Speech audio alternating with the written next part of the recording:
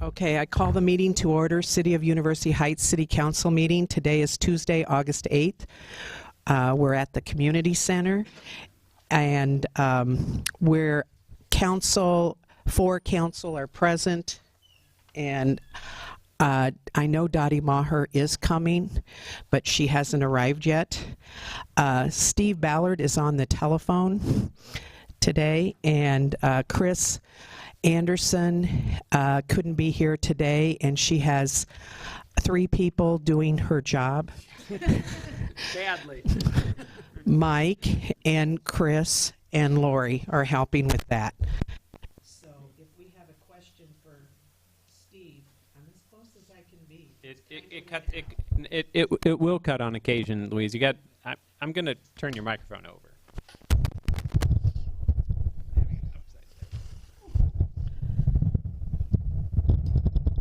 Really, you'll be much happier with it that way. Okay. Well, I didn't put it that way, but okay, is that better? Okay, so I wanted to say who was here. Thank you all for coming tonight. Approval of minutes is the first agenda item. They were circulated for the July 11th council meeting. Is there any additions or corrections? Hearing none, the minutes are approved by unanimous consent. Pat Bauer, the commissioner of the Zoning Commission, sent around a report to the City Council on the rezoning application, very complete report. It was all transcribed, and I thought it would be a good starting point for Pat to review some of that. Thank you, Pat. Thank you, Louise. As you know, by a vote of 4-1, the Zoning Commission recommended disapproval of the application for rezoning of property located at 901, 905, and 909 Melrose Avenue. The vote came after a series of 4 meetings totaling almost 11 hours, the review of all materials submitted by the applicants, 2 incredibly thorough reports from MPO-JC, almost 50 pages of written submissions from almost 75 residents, and oral public input from almost 24 persons. In the end, we didn't come to the same conclusion, all of us.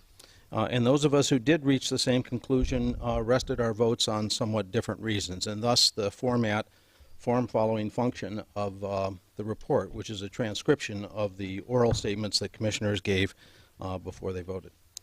The rezoning proposal is now before council, and the commission certainly understands that in our process as the elected public officials, council has the final say on this matter.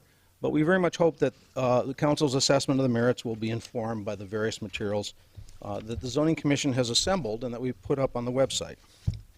The matter is obviously a bit of a work in progress, but we hope we've considered most of the relevant information we were able to obtain in the time that was allowed to us. Perhaps the most fundamental factual issue left unresolved is the economic necessity of the project's mass and scale. 8 days before our last meeting, the applicants were asked whether something less than 5-story building, 140 rooms and 156 parking spaces was viable. And the day before the last meeting, their response was that upon a review of area market conditions and financial analysis, these dimensions were deemed critical and essential. If we'd had more time, and again, as I stated repeatedly, we were under an ordinance-imposed timeline to decide and report, we might have pursued the possibility of obtaining some independent assessment of the potentially self-serving claims of economic necessity. Another substantial matter coming up at our last meeting was the applicant's expressed interest in subsequently acquiring and developing property immediately west of the present project for an affiliated extended stay facility. Because of timing, we faced considerable understandable difficulty in factoring into our decisions the possible elimination of the buffer that 901, 900, and 903 Melrose otherwise would provide to the 10 houses across the alley on the east side of Olive Court. Hopefully these 2 matters, along with perhaps others we may have missed, or that may have arisen since our last meeting, like the letter we received last Friday from the railroad, are things the council can consider at this stage of the proceedings. But we hope that the matters the Zoning Commission was able to develop and assess will provide you with an otherwise solid factual foundation for your deliberations. 3 members of the commission are here tonight to answer questions you may have about their stated reasons. Stephanie, I think Stuart Rosebrooks, it's his son's birthday tonight, and Stephanie Gahn had a family medical matter that arose in Burlington, so they're not here. But Alice Haugen and Larry Wilson are here. The last thing would be, again, shout-outs to city staff, Josiah Billscamper, Steve Ballard, to the applicants, to MBOJC for contributing so much in such an accelerated time frame to get as much information on the table as we could in the time we had to do that. So with that, I'll stop and Are there ask any for questions? from commissioners about again, I will defer to my colleagues who are here on any questions that might concern their particular reasons, and we'll try my best, but understanding that the best evidence of Stuart and Stephanie's views would be the transcription of their comments at the meeting last Tuesday. Okay, thank you and the Zoning Commission so much, Pat, for all your work and dedication, and thank you for thanking all the people that saved some time I'm for learning, me Louise. thanking them. Thank you so much. I appreciate it. So we'll go to the public hearing and we'll see if there's some questions later for you. Okay. Thank you so much. Okay, now I'm going to open the public hearing here on the proposed zoning amendments. And I would ask that everyone be respectful of all speakers. I ask no applause, no cheering, no booing, and no shouting. I would like a very respectful evening. Then I have a timer. I want to do 5 minutes, but after 5 minutes, if you have other things you want to say later that are a new type thing, I'll let you speak then too. Okay, I now open the public hearing for the proposed zoning amendments. Do I have a list? It's sitting over there. Okay, sorry. We don't have the clerk to hand the list. So thank Kent and Pat. Thank you so much. Okay, I'm going to call them as they're listed. Paul Moore.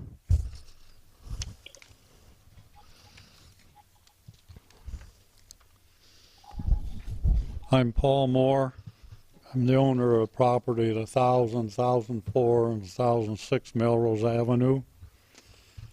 I'm here to represent, I'm in favor of the proposed hotel rezoning. I want to thank you all for letting me speak, and I've spoke at the 2 previous zoning meetings positively about this. I greatly appreciate the work that Pat Bauer and the Planning and Zoning Board have spent on these meetings, time, effort, and consideration. It seems to me that it is all a workable proposal to change properties from residential to commercial. It just seems like a lot of the things that we're involved in should have been discussed with the PUD, and we get bogged down in little points where we're addressing the benefits of this change to University Heights. Planning and zoning has had all kinds of input from developers, city staff, residents, and especially Kent Ralston and his staff. I agree with Kent Ralston's MPO report. A lot of items can be decided in the PUD process if this rezoning does pass. I do not believe the intermittent traffic caused by this hotel will cause a problem. I'm willing to work with the City of University Heights and the engineers to improve Melrose Avenue traffic patterns. It has been nice that a lot of the new young families have taken interest in all of these meetings. How will the City of University Heights encourage the growth with young families? By having a sound and efficient government, planning for the future. by having good police protection with enforcement of our current ordinances, good emergency services provided by Iowa City Fire Department, transportation, and library services. I agree with Dorothy Maher and Jerry Zimmerman that University Heights needs a vision project set up for the future, but it needs to start now. The problem is it doesn't come with a free ticket. The cheapest time to start programs is right now. At the July 11th council meeting, board member Jim Lane stated, I quote, University Heights will survive regarding finances. It seems a delicate balance, and we're always right at the brink, and it always seems like needed infrastructure repairs and maintenance items are running 5 years behind. The city should not be running on a patch basis. The funds usually have to come from passing bond issues. How will University Heights accumulate funds for future projects? With the proposed hotel, and added estimated property taxes would increase to $220,000 per year. The estimated hotel tax would be $427,000 per year. All of this comes at no expense to the city of University Heights or its residents. It seems like a win-win situation to me. Let's support the developed rezoning and let University Heights PUD and developers work out all the issues and details. Compromises should be able to be worked out on all these items presented to Planning and Zoning Board and explained in the MPO report. If this zoning fails, who knows what will happen to this property the next go-around. I support this zoning request. The future of the hotel will help fund and provide a good future for the city of University Heights and services for its residents. Thank you. 4 minutes, 16 seconds. Good job, Paul. I have Pat Bauer next.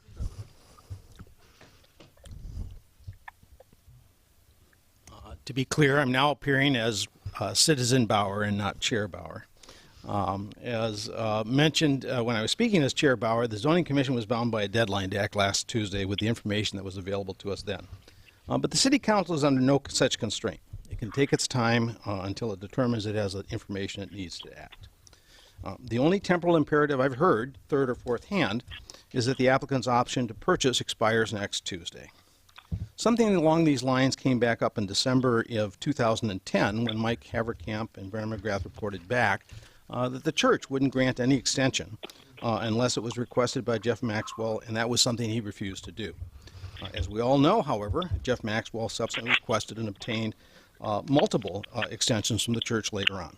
So in the present situation, council should perhaps consider asking the applicants to request from Dr. Flom an extension to allow University Heights time to do what it needs to do this right. I've already mentioned earlier two of the things needing more time, whether the 5-story, 140, 150 parking spaces is in fact economically necessary, and the ability to hold the commercial zoning at the western boundary of the presently proposed project. That came up at our last meeting. The notion that consideration of these circumstances can be put off until the point of a PUD plan application or development agreement ignore the anchoring effects that the approval of this ordinance seems likely to have.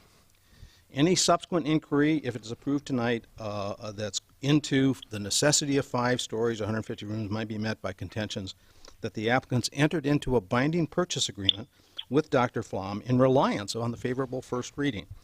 And regardless of its legal significance, that contention may carry substantial moral weight. Once the city is locked in, things can quite easily get locked in. Thus, while it is claimed today that no TIF is needed, a different position might well be taken tomorrow in the face of any efforts towards a smaller mass and scale, or an unanticipated increase in construction costs, necessitating financial assistance from the city if a desired level of quality is going to be achieved. All of these things can be handled if time is taken to do things right. But conversely, all of those and other things could come back to bite University Heights in the behind if the process proceeds in haste. The timing of the hotel motel referendum is obviously a separate question, but it obviously is directly affected by the timing of council action on the rezoning ordinance. The notion that it would save $1,500 cost of a special election seems penny-wise and pound-foolish. It doesn't take much imagination to realize that voters who feel that a rezoning has been rushed through without answering important questions may take their ire into account and otherwise vote against the referendum. And I can think of no worse result than getting a hotel without getting any hotel motel tax revenue. So I encourage you to proceed slowly, deliberately on the rezoning matter. Hold off on the hotel motel referendum until rezoning has been determined on the most amicable grounds possible. Once we get there, as indicated in my remarks at the Zoning Commission meeting, I suggest a middle ground between, and this, I guess this actually wasn't there, but following up on that, the referendum including specifically prescribed purposes versus any lawful purpose. Politically, either phrasing might attract some voters while repelling others. But as a matter of, I think, sound policy, it's very unwise to tie the hands of future councils and require another election in order to redeploy revenue if needed to face significantly changed future circumstances. But with the property tax being available for any lawful purpose, the property tax, the half of the hotel motel revenues not required to be devoted to tourism recreational purposes could quite appropriately be devoted to measures designed to promote higher levels of owner occupancy and long-term rentals of our community's housing stock. And that possibility could conceivably be accommodated with greater flexibility through a suitable council resolution to that effect, adopted at the time of calendaring the referendum. If we can schedule a referendum without having a hotel in hand, I think a resolution of how those revenues would be spent certainly wouldn't be premature, expressing the thought that at this time, in this context, the allocation of the hotel motel tax revenues to neighborhood stabilization, acquiring the Swisher tract, improving the Swisher tract, et cetera, seems like an appropriate thing. So that 5 years down the line when the money starts coming in, it's not arguing that those things are necessary, but attempting to say that those things that were decided 5 years ago are no longer necessary. How did I do, Louise? 4:45. Amazing. Thank you, Pat. I have Virginia Miller. I'm sorry, my comments are for the regular meeting. Okay. Thank you. Kevin Perez.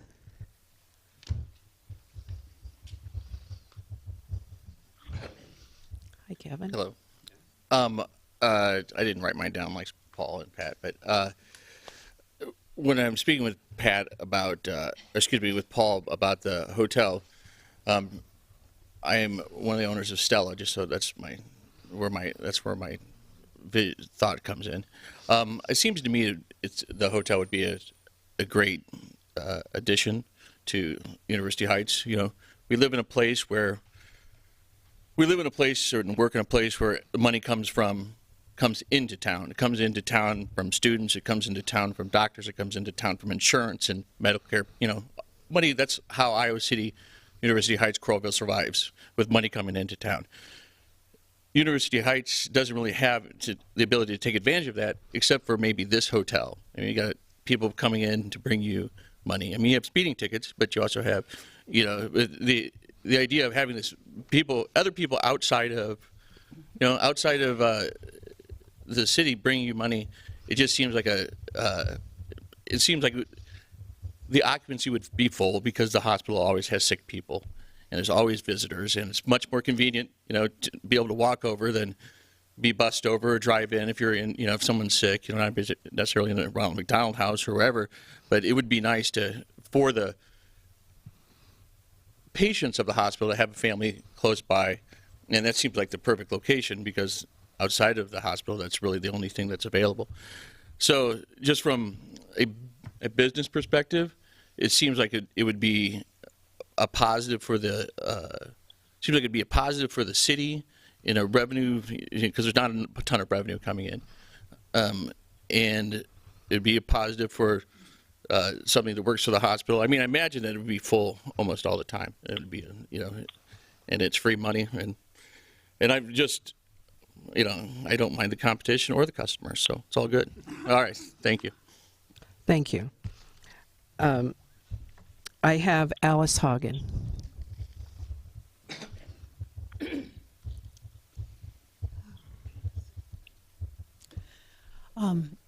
Alice Haugen, 1483 Grand Avenue. I'd like to focus on one of the points that I made last week and one that is new this week.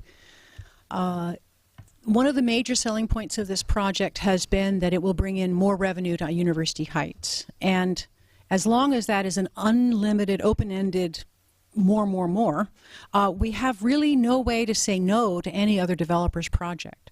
If we don't have some kind of clear vision of what we think is an appropriate amount of development and what would be too much, simply saying because it brings in more income means every developer will know University Heights is open if you promise more income. Now, the developers have mentioned, and I think it's very honorable of them to be forthright about this, that this project in the particular proposal is not the only thing they hope to do. They also have their eyes on land next to it. They'd like to make an extended stay residence. They've mentioned that if other lands around it become available, they would almost certainly buy it up. So this is just one thing, but it's the beginning of many things. And I do not in the least fault the developers for doing this. That's what developers do. That's their role. But the town's role is to ask, how much development do we want? What would be enough? Is there some point that's enough? And otherwise, we're really inviting developers to do whatever they like, basically. Kathy Billigham's property and the Perry property together, some clever developer would pick that up, and now they'd say, well, it's right next to One University Place. Of course we should be allowed to develop it, and it'll bring in income. And it rolls right on down the street until we have a commercial strip down Melrose. The other point I want to make is I've been very struck by the voices of the young people presenting on this. When One University Place was discussed, one of the points that was sometimes made against it, against the comments of some citizens was, well, you've been here forever. This is just because you don't want change. You're used to the way it is. Don't be a stick in the mud. But the voices we're hearing this time are from young families, from families that chose University Heights to come to because this is the kind of community they want to live in. And they're expressing their hopes and their desires for the future of it as a community, as something that has a sense of place, that is a particular place and not just another strip. And unless we have that sense of place, a sense of how much development is enough, where do we say no, we are opening ourselves up to losing University Heights as a community. Thank you. Thank you, Alice. Would anyone else like to speak? Larry Wilson. Larry Wilson, 308 Kozer. I'm speaking as a citizen and not a zoning commission member. I didn't sign to speak, and I appreciate you allowing me to, because I thought I had nothing left to say, but I find that I do. I'd like to echo some of the things Pat Bauer said, because I think they're very important. First is I think we need more time to work through this. As I've said before, I'm more concerned with how it fits into the area than I am the actual use. And I think the building is too tall and too close to the existing single-family residences. I think we need more time to consider this, see if there are options. The first thing we ought to do is ask the developer to verify that he cannot afford to lower the height of the building. If that's verified, then I think we ought to consider some sort of assistance to get the building down in terms of finance. Excuse me, in terms of finances, such as TIF or such as returning motel hotel tax over time. But for a limited amount of time, then after that, if the motel hotel tax is used, I'm not sure it can be used for that purpose, but perhaps funds could be shifted around so it could be accomplished. And then those funds should be dedicated to encouraging single-family housing and returning of rental property to home ownership. There's another element I think we need more time to work on. That is the existing historic house. The consultants told me that they feel it's doable to move the house at least to the edge of the property, but we don't know what could happen from there. We don't know where it would go. We don't know if anybody's interested. We don't know if the structure of the building would allow it to be moved, or if the condition of the building makes it financially feasible to adaptively reuse it. So I think we need more time to consider this further, and I urge you to do this rather than rush into a decision tonight. Thank you. Thank you. Would anyone else like to speak? Mark?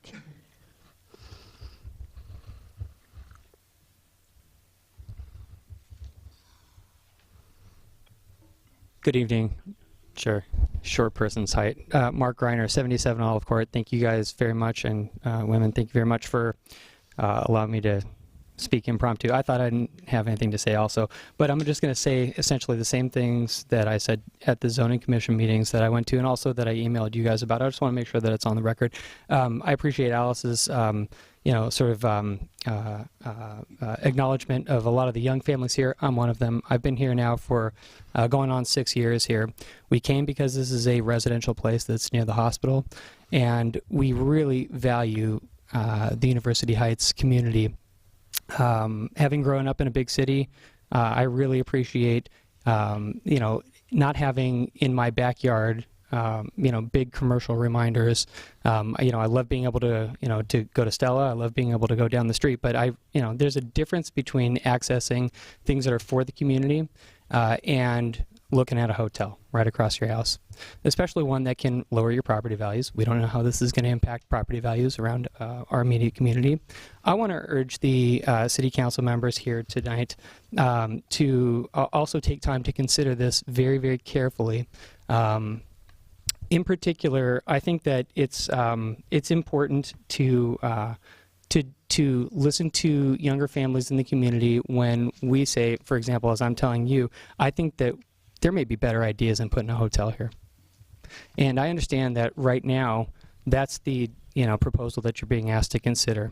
But I think that seeing the specter of a potential hotel go up in front of my front yard is definitely raising my antenna in terms of talking with different younger families in the community about wanting to explore actively different potential uses for this property. If it's up for sale, why can't we rally as a community to find a way to get enough funds together and enough not just capital but intellectual capital to put something forward that is for the community members, that will serve the community better in that particular area. So I think that that's something that that hasn't really been talked about a whole lot, but I think that that's something that we really need to tell you. I really need to tell you that people are actively talking about this. I'm actively talking with a lot of the people that you've heard, the folks of the Zoning Commission heard about trying to find a different way forward other than just putting a hotel here at this really unique property site in a really critical part of our community. You've heard about creep. There's the fear of creep, not just in the immediate community, but there's creep up and down Melrose, creep different spots in our community for more commercial development than what folks in the University Heights community may or may not want. I think it's really important to, in terms of taking a pause and being very deliberate in the way forward at the committee at the city council level, to perhaps reach out again to the community members and figure out what do we really want here. What is the threshold? How are we making these decisions to go forward? I think that without that kind of consideration, there's no way to stop a lot of developers from knocking on our door. What is enough? Thanks for letting me speak. Thank you. Would anyone else like to speak tonight?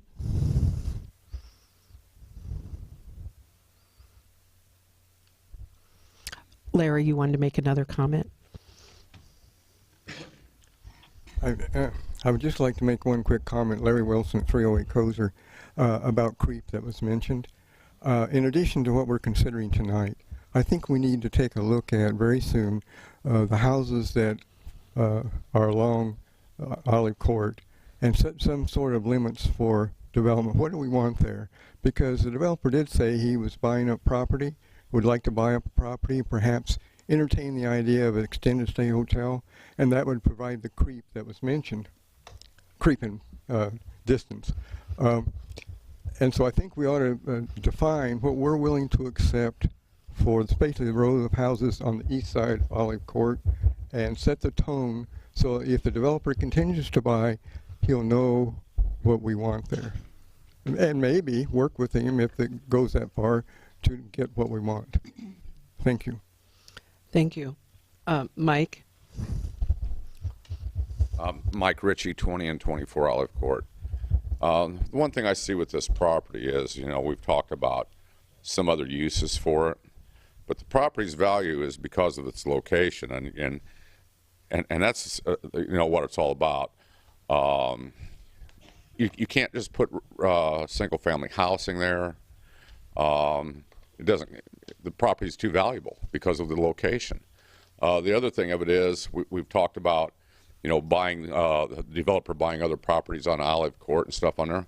He can buy all the properties he wants if the price is right and stuff on there, but it doesn't mean that he's got the right to develop it to put in a McDonald's or anything, because it has to be zoned that way. So I think, you know, we've got a lot of fear in what the developer's got planned also. Alice, you want to make an additional comment?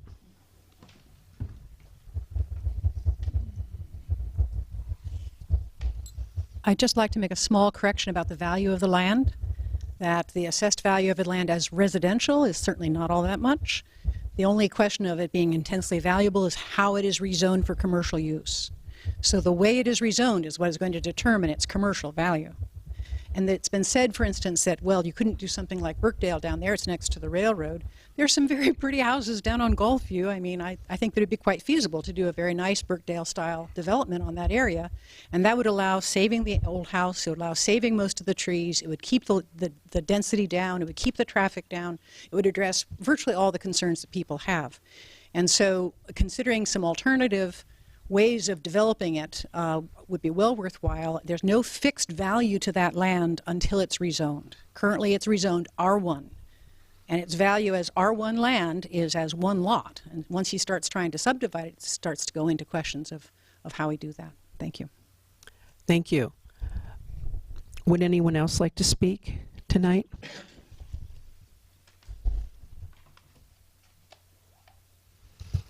Okay, I close the public hearing.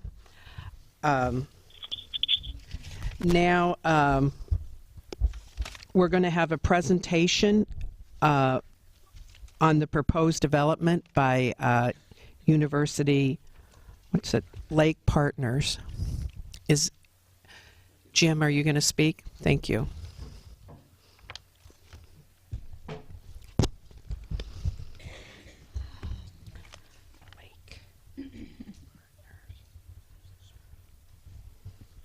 My name is Jim Glasgow. I'm one of the developers of the proposed property.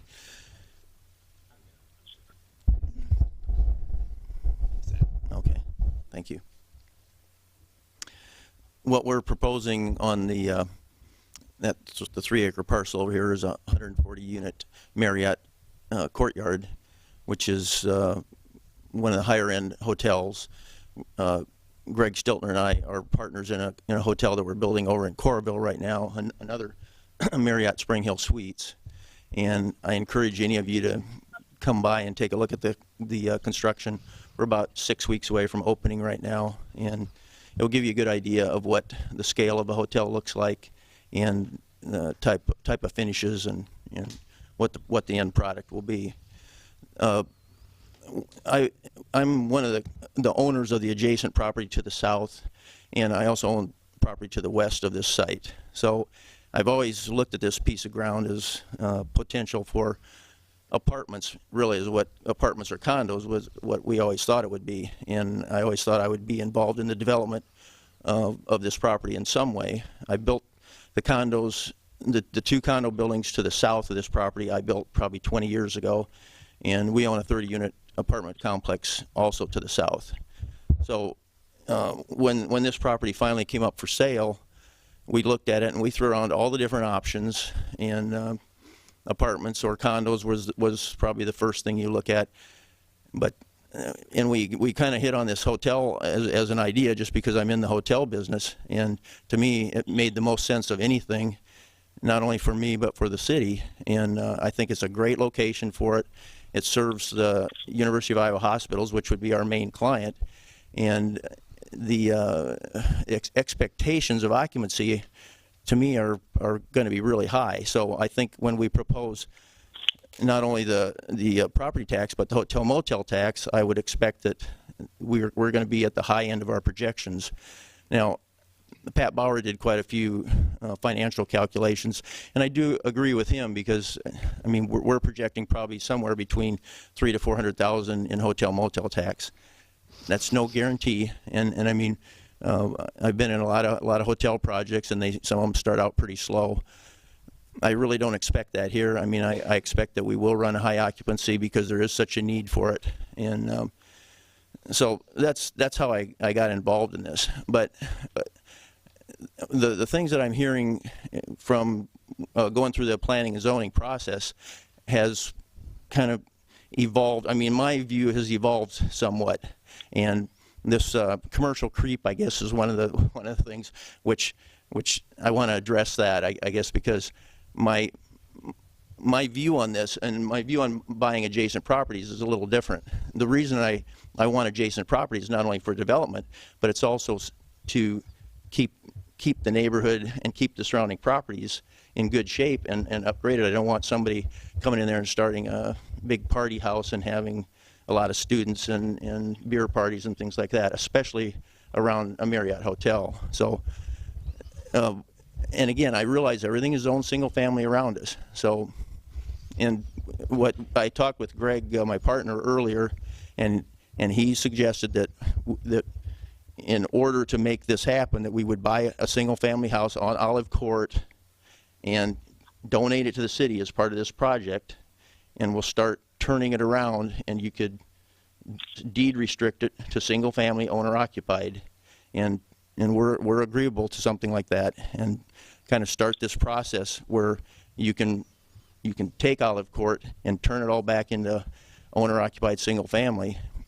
I mean, we can do one and start it, and hopefully that would start the effect in reverse of what you're seeing and what everybody seems to be really worried about. So we're amenable to that, and we're agreeable to that. That would have to be something that the city would work out, you know, on your terms. But as part of the project, we would definitely go that way.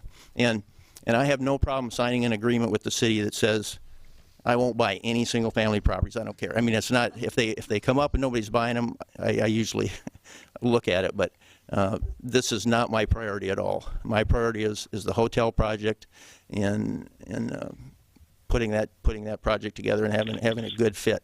And I really want to work with the city. I mean, what I would like to see at this point is if the city is amenable to this project and amenable to the rezoning, that we start and work together on the project and work out a lot of these details that are kind of involved in this project. There's things I cannot do at this point because I don't have the engineering. We don't have all the plans finalized, and we can't go ahead and spend what's probably going to be $250,000 just on planning at this point. But I mean, if I know that we've got the support of the city, then we'll move forward and work with everybody and try and get the best project that we can. The other thing I'd like to point out is when we build these projects, we are using probably the best state-of-the-art systems. I mean, one of the things about the Marriott Spring Hills, the Spring Hill Suites that we're building right now, that building is slated to run 50% less utilities than any other hotel in the area, and we're doing it through a series of different methods. One of it is the heating and cooling system, and we will have solar panels on the roof in the end. So, and our insulation system, we've got radiant in-floor heat. We heat the pool with radiant heat. So there's a lot of things that I can go in that are pretty technical on that building, but our goal is to reduce the amount of energy usage as low as possible, and it would be the same in this one. This one would be a little higher end hotel than what I'm building now, so a lot of these energy efficiency systems would be the same or better. I guess other than that, if anybody's got any questions, Let's just get this extended stay stuff understood. yeah. You have any desire to put extended stay hotel in there? No, it's not extended. No, it's not an extended stay hotel at all. Okay. I just want to make sure. 'cause Okay. I certainly don't think this council and probably many other councils coming forward would Yeah, be and receptive to that idea. So, yeah, and that was just something I threw out at the last meeting of planning and zoning, and yeah, it's not anything that is involved in this hotel at all, and we're not looking to do that at all.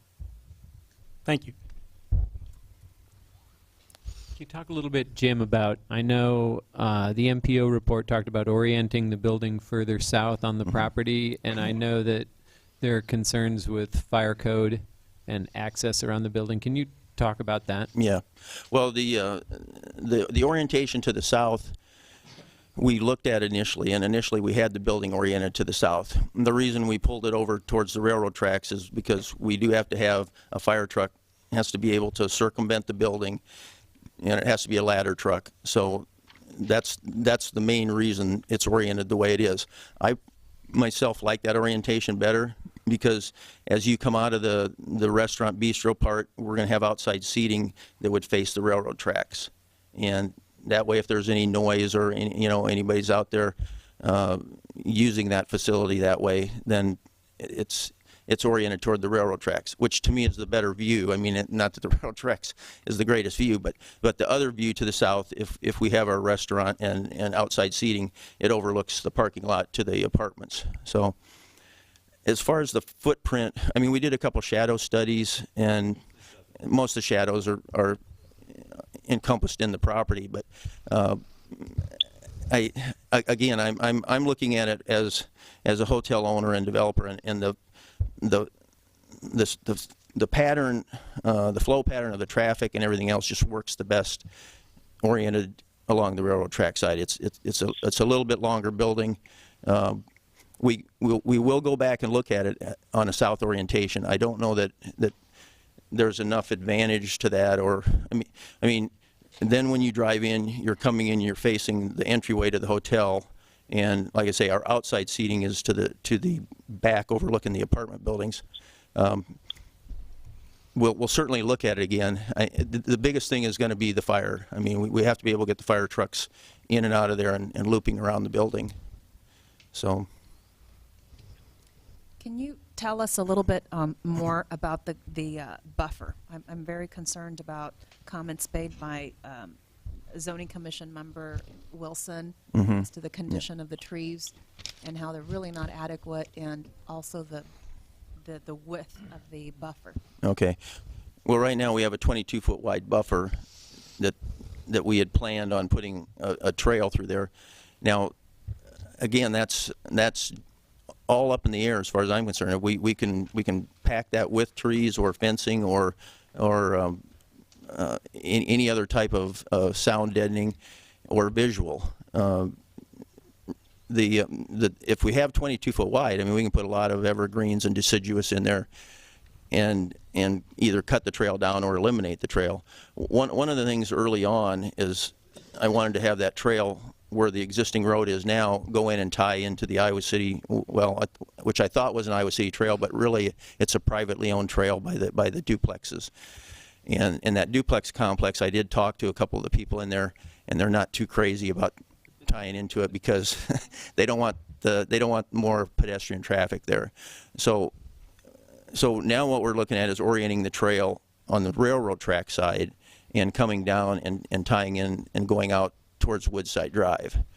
I know the tenants and everybody that lives over there in our apartments and in those condos is going to want to cut through this area. So one of my concerns is that we still leave a way for them to get from the Woodside Drive area out onto Melrose. So whether we can direct them down and around the railroad tracks, I mean, we're gonna have to probably make ways for them to shortcut it, because they will anyway, unless we put up a huge iron fence or something up there. So, but we are definitely amenable to changing the trail setup or the buffer area, and again, that's something I'd like to sit down and work with a group city council and maybe some other people that are interested. Any other questions now? I know. Talk a bit about the trees, and I know Lori's here, and I don't want to put her on the spot or anything, but knowing that there are a lot of very mature trees on that site, Yeah. while I certainly am all in favor of protecting all of them, talk about a realistic lifespan for some of those very mature trees. Well, the spruce trees that we have along the western border are probably the ones that are getting to the end of their life. We took down one a couple weeks ago that was completely rotted inside. Those trees, what our plan is to trim them up at the bottom. A lot of the bottom branches are dead. Right. We would trim those up as much as possible, but I think then we have to come in and plant new growth below, and I know Larry's really concerned about that too. And I can't sit here and say we're not going to be cutting down trees, because we've identified all the trees. About 30 to 40% of them, though, are not. I mean, they're not good trees. They're either box elder, or Chinese elm, or other species that are not worthwhile saving. Our current plans right now are to bring in 65 new trees, and we don't have a problem upping the caliber size to where we'd go with 15 to 20 foot trees instead of the typical 10 or 12 foot trees. And we're also looking at using structured soil under our permeable paving. Most of the paving in this parking lot would be permeable, which would support the growth of the trees. But again, the spruce trees, I can't guarantee that they're gonna last that much longer. And the other thing too is they really don't give us much protection. I mean, up high, there's a lot of visual there, and there's the ones that are especially to the southwest part are still reasonably good. But I think just from what we've seen on some of the other ones, they're not going to be there for that much longer. So, which by that I mean maybe 20, 30 years, but.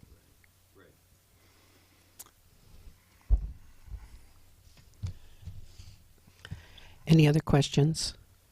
I know Josh Schaumburger is here, and I'd like to have him talk a little bit about what he projects.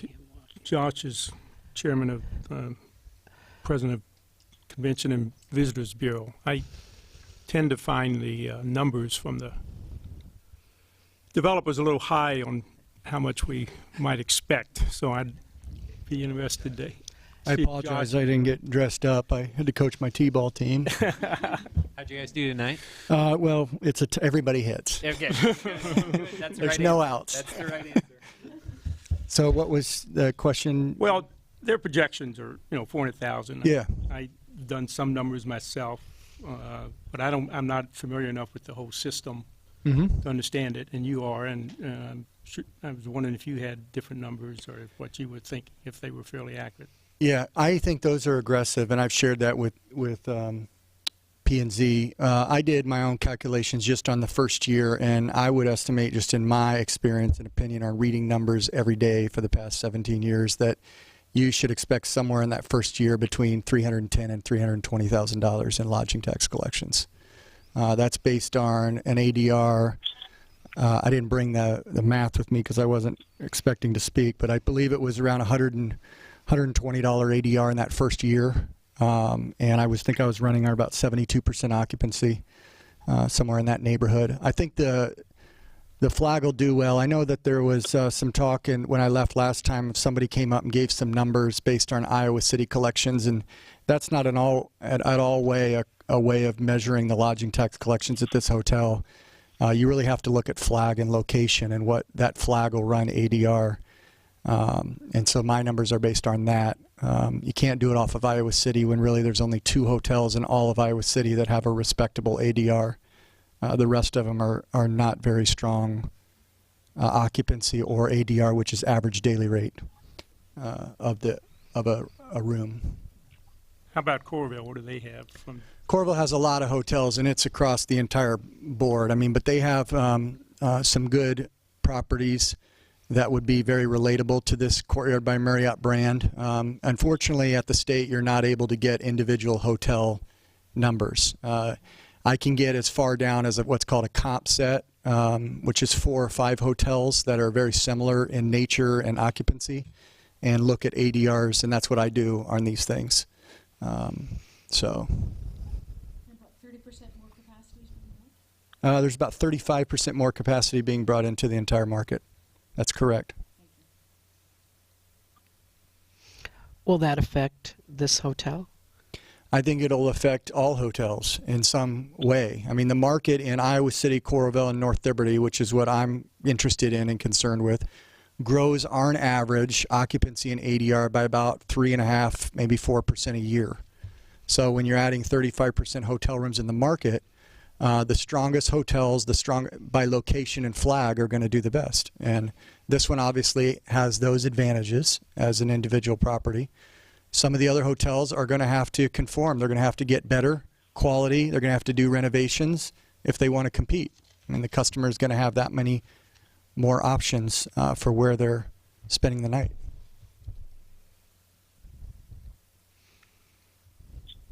Any other questions for Josh? Thanks for the presentation that you gave regarding hotel motel. No tax, problem. Too, that was incredibly helpful. But if we probably have some folks that haven't heard that, so we've talked about hotel motel tax tonight. Can you very briefly summarize how that breaks out? Yeah, if you were to move forward with a hotel or even a bed and breakfast anywhere in this community, and you wanted to assess hotel motel tax, which is a lodging tax, this council has to pass a referendum that's voted on by the community to assess that tax. You can go up to 7%, which is the maximum allowable under state law. Passes by simple majority, and you have to spend it a certain way. About 50% can be spent on anything you want. Somebody spoke earlier, I heard, about doing rebates or affordable housing. That can easily be done with 50%. The other 50% have to be spent on tourism, quality of life, community betterment, beautification, trails, parks and rec, flowers, those sorts of things all have to fall in line in that other 50%. But you have to pass that referendum before you can start assessing it. So if you move forward with a hotel, logically, you would want to do so because you want to collect that money for the community, and so you would move forward to pass that. And and the Convention and Visitors Bureau would love it if we would also give a portion toward them as well, right? Well, it would be up to you. I mean, it really is not. But what is normally happening? Normally happens, the cities that pass it want to have a destination marketing organization to help them promote. Exactly. And we did that with North Liberty in 2008 or 9. And the other two communities, Iowa City, Coralville, was formed in 1981. But every hotel motel tax in this state of Iowa has been created in large part to fund a destination marketing effort of some kind or promotional effort of the community. So certainly that would be open to University Heights. They could support the CVB and buy a seat at our table and have us represent your community in the same way we do Iowa City, Coralville, North Liberty. But that would be up to you, and I'm not here for that reason at all. I'm here to answer your question. I understand that. Yeah, no, I understand that. It's not that big of a... Somehow I had the impression... I mean, it's important. Somehow I had the impression that of that 50%, half of it.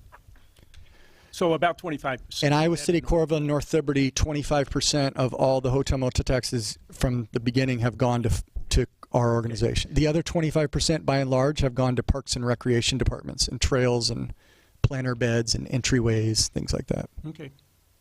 Josh, do you have any of the smaller communities who don't have any of those departments who might be contributing differently than 25% than Iowa City, Coralville, and North Liberty? There's no other community in Johnson County that has a hotel motel tax. Is that the question? Another smaller community. I'm thinking tinier town. Amana Colonies, they do it by county. So Iowa County collects it and it goes to the Amana Colonies. Some of the communities of the past 10 or 15 years have gotten really smart with referendums, and they have put on their ballot or the deal that it goes to specifically fund this. Iowa City actually is very unique in that since 1981, 50% of all the collections, it's now 47.5%, go to the police department, which is very unique, but it's worked. So.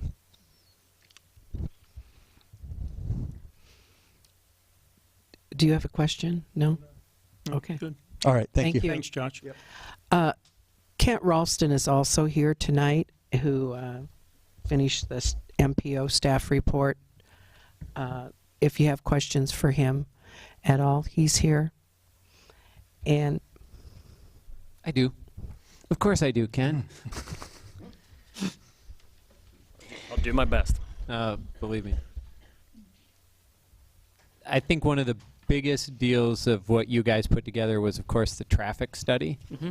And all traffic studies are hard to read. Right. I think what you did for the summary for the final report was a great summary, but I have had people say I just can't believe there won't be more traffic. Right. So, yeah, Kent Ralston, Director of the MPO. Thanks for having me. So, I think I can just make a few statements to that. So what we did in a nutshell is looked at Melrose from Kozer to Hawkins. I mean, that's the stretch of Melrose we really thought would be affected most by the proposal. What we found was that really, and we use a set of manuals and things, we don't conjure up our own numbers obviously, but the set of manuals we use indicates that really hotels, as you can imagine, don't create a lot of peak hour traffic. And if you think about your own travels to hotels, you might be coming in late at night, you might come in early in the morning, trickle in throughout the day. So what we find and what the manuals show is that they really don't generate a lot of peak hour traffic, they just generate a fair amount of traffic in general. When folks like our organization look into traffic for developments like this, what we're most concerned with is peak hour traffic. As you all know, that's what you're fighting 8 to 5, coming and going. That's what the police officers have to be aware of and so forth. So that's really what we're looking at. What we found, generally speaking, is we rank all traffic by what we call level of service. A is good, F's bad. So A is free flow traffic, and F is gridlock, and you're probably, stuck there waiting for a certain amount of time.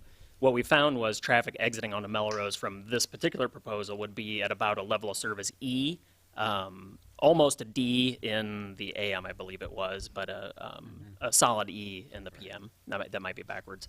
But all things equal, what I like to tell folks is that, when you pull up to a traffic signal anywhere in Iowa City, the timing, the signal cycle length is between 60 and 90 seconds. What we found was there's about 40 seconds during a peak hour.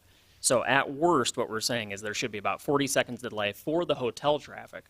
Now, traffic on Melrose shouldn't be affected unless the delay gets so long for the development traffic that people start making poor decisions, and entering a traffic stream. I mean, that's where we start to get concerned. In my determination, that should not be a problem here. Much like hotel motel tax and all these other things, we can't put our finger right on it, but all indications would say to me, using our software and the numbers we collected, that it really probably shouldn't be too awful bad. Certainly there will be delay, and I'm not here to tell you there won't be more delay on Melrose, but I would think that the actual effect on Melrose traffic will be minimal. Now, hotel folks that are trying to exit the property will have to wait maybe upwards of 40 seconds, maybe upwards of a minute, if our calculations are wrong. But my point is just that that's still less than you might experience at any other signal in Iowa City. Even if, and there was some discussion, I think, at the Planning and Zoning Commission level, even if this was a level of service F and it was a solid level of service F, I still don't know if, in my judgment, I would recommend against the driveway. I say that for a few reasons. One is that a lot of intersections operate a level service F during peak hours and do so with very little issue. And Evershevsky Drive is one of those. Evershevsky Drive currently operates at a level service F in one of the peak hours, and there's been one collision there in 5 years. So what I think my comments were to the Planning and Zoning Commission as well was, rather than focus so much, I think, on the delay, which I don't think will be, again, too awful bad, is that really you should make sure that the city engineer gets a good quality design of the intersection itself and tries to get good sight distance, good signage, pavement markings, sidewalk crossings, and so forth. I think that's really probably where the focus should be, in my opinion. One of the things that I thought was really interesting in your report is that you note that average daily traffic on Melrose has decreased overall over the last 4 years, 3 years? Yeah, it has. Pat Bauer and I had a discussion about this a while back, and Pat was inquiring about some of that information for his own deliberations on the Planning and Zoning Commission. And really, we get these counts from the Department of Transportation. These aren't counts that our organization put together. And really, the trend has been not I mean, it's not been wholesale, but there is a downward trend ever since about 2006, and it actually showed up in our report. I actually copied what Pat Bauer had put together and put that in our report. But really, since about 2006, there's been a slight downward trend. That's not really unusual for our area. So what we talk about is, traffic's horrible and everything is getting worse. But really, in fact, there's a lot of areas in Iowa City, Coralville, and the surrounding areas where we're seeing a slight decrease. Some of that might be due to changes at the university hospitals, and other similar events. But there has been a slight downtick in traffic on Melrose. Kent, in the plan unit development analysis you did, were there any, you noted a number of deficiencies, Right. discrepancies.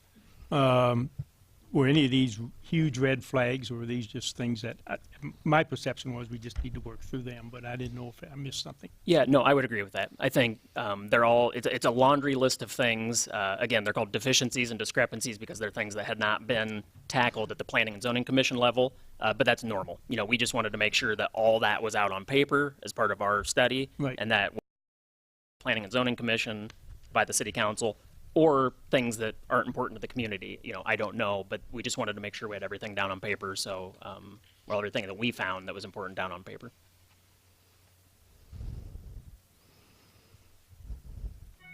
Any other questions for Kent?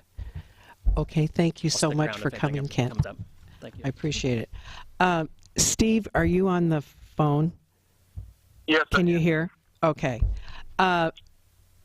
At this point, does council want to, I thought I'd talk to Steve, unless you want to ask somebody else some questions, some other staff, Josiah, anybody, some questions. But you had written in your legal report and in just reports in general about the first consideration. Could you go through some of that so the public knows if they haven't seen it and what some of the options are and what for the council? Yeah, I'll be happy to. Can you hear me pretty well? Speak Yes. loudly and slowly, Steve. You're doing fine. Okay. So thank you for accommodating my participation from afar. I'll just introduce things in this way. The procedure here, based upon the Zoning Commission's recommendation that the council not approve the rezoning, the procedure is that the council would have to adopt an ordinance by a 4/5 vote because the Zoning Commission recommended against. So as with any ordinance, the requirement is 3 readings, unless, of course, those are collapsed. But each one of those readings and any collapsing would require 4 votes every time. The notice of public hearing that was published in the Press Citizen and sent to nearby property owners called for the public hearing that was held this evening and sort of sets the stage for what the council may do next. And I say may because it's not required to do really anything at this minute, but it can. And what I mean is the council may move forward on a vote, first consideration of ordinance 208 this evening, or it could defer. That's up to the council. The code and our ordinance provide that the public hearing that was held this evening must be held at a regular council meeting. It can't be held at a special meeting. And that's why I recommended to the mayor that we go ahead and publish and hold a public hearing tonight so that the 30 days didn't have to go by or a little more until the September 12th meeting. But if the council, having had the public hearing tonight, decides it wants to have a special meeting and do the first consideration then, or it wants to wait till September to have a first consideration, that's the council's prerogative. Now, as I said in my legal report, and I've heard other people comment tonight, rightly so, in my opinion, the the ordinance that I prepared and circulated to the council, Ordinance 208, it rezones the property that would be subject to the hotel development. The rezoning is a big deal. There's no two ways about that. But the way that the rezoning would occur here, if the council decided to rezone, is to create a process that would have a whole lot of steps yet to come. And I do want to mention that there would be what we call a PUD development application and a PUD development agreement, erosion control plans, landscaping plans, a great many other details that would be discussed, negotiated, and then ultimately considered by the council. With respect to those further steps, while I'm on the procedure of things, there would be a requirement by our ordinance of a public hearing on a development application. When it came time to vote on any of the post-ordinance matters, the PUD documents, I'll call them, those votes would all require just a majority of the council, so 3 votes. It wouldn't be that there would be 4 required. So that's an outline of the procedure, and as I said, the council has the prerogative to move forward with the first consideration tonight, or not at its discretion. But as I've mentioned, there would be a great many steps yet to come. As I've said many times, the way the council conducts its meetings, just about every meeting is a public hearing, in the sense that the council permits public input on any agenda items and even other items, and so there would be ample opportunity for additional public input, additional council consideration, and discussions with a developer, and then ultimately several remaining votes and actions by the council before, for example, a building permit could be issued and a spade put in the ground and dirt turned. I mean, there'd be a lot more than just the rezoning that would happen before construction activity could commence. Thank you, Steve. Are there any questions for Steve? So in hearing Steve's direction, what would the council have some idea of how they want to proceed tonight?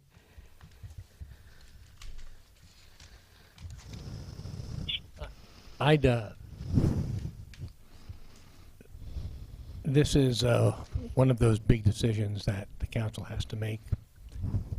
In my other life, other than the council, those decisions have required an underlying plan and a goal. And that's something I don't see here. I think Jim Glasgow is an honorable man, and he will do a good project, and I have no doubt that the hotel will be successful. And I imagine that the city will get money. And I imagine Mike Flom will make some money, and all of that might be well and good. But there's no vision of what the city wants to be when it grows up. And when these decisions arose in my other life as a researcher, as a lawyer, as a businessman, they were never done ad hoc. There was always a goal in mind, and the decision was made in the context of that goal, which made it much easier to make than if it was going to be ad hoc. And I would implore the council to, and it doesn't need to take a long time, the zoning commission can commission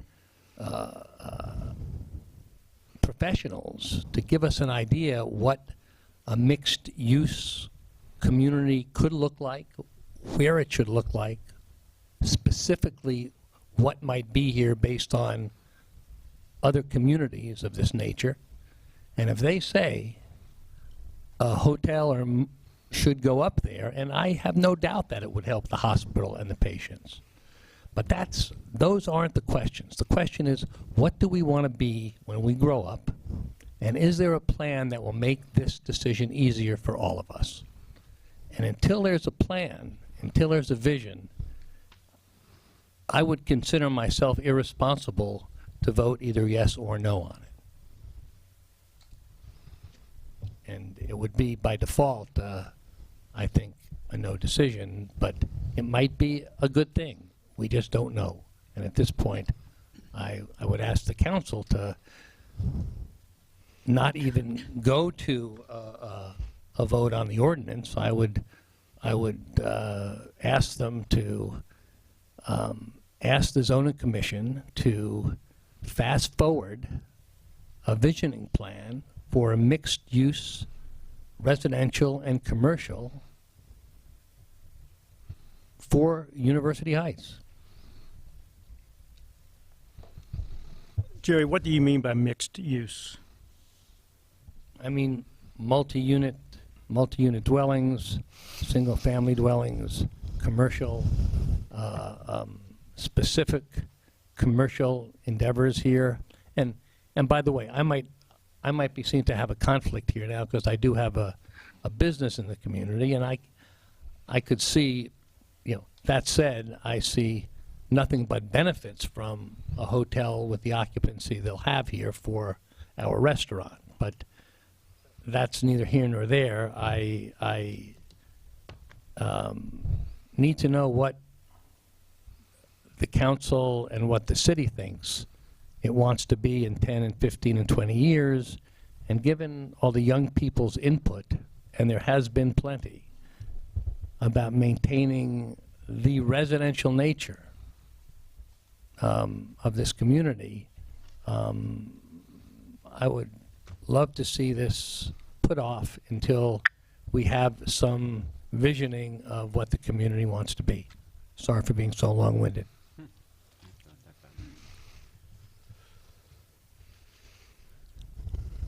Kent, not that I'm going to put you on the spot. This is something that we've seen before, and the difficulty in many ways in this is that this is, if this were a piece of land that was already owned by the city, I think Jerry's absolutely right. We would be soliciting an RFP. We'd be picking amongst the best of all these possible things to do. This is a privately held piece of ground, and it isn't entirely the city's call. Can you talk a bit about what happens with that in terms of privately held land, and if the city wants to do something different, what happens in a process like that?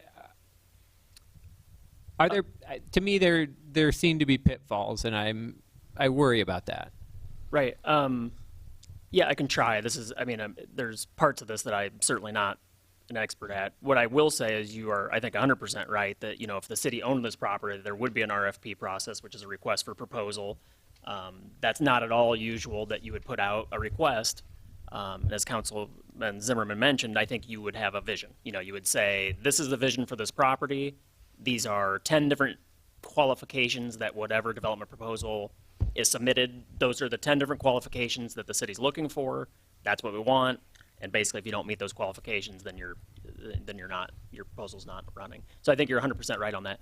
As far as putting this on hold, as a private property owner is selling this to a willing buyer, I don't know what the council's role is in that, and I would defer to the city attorney on that.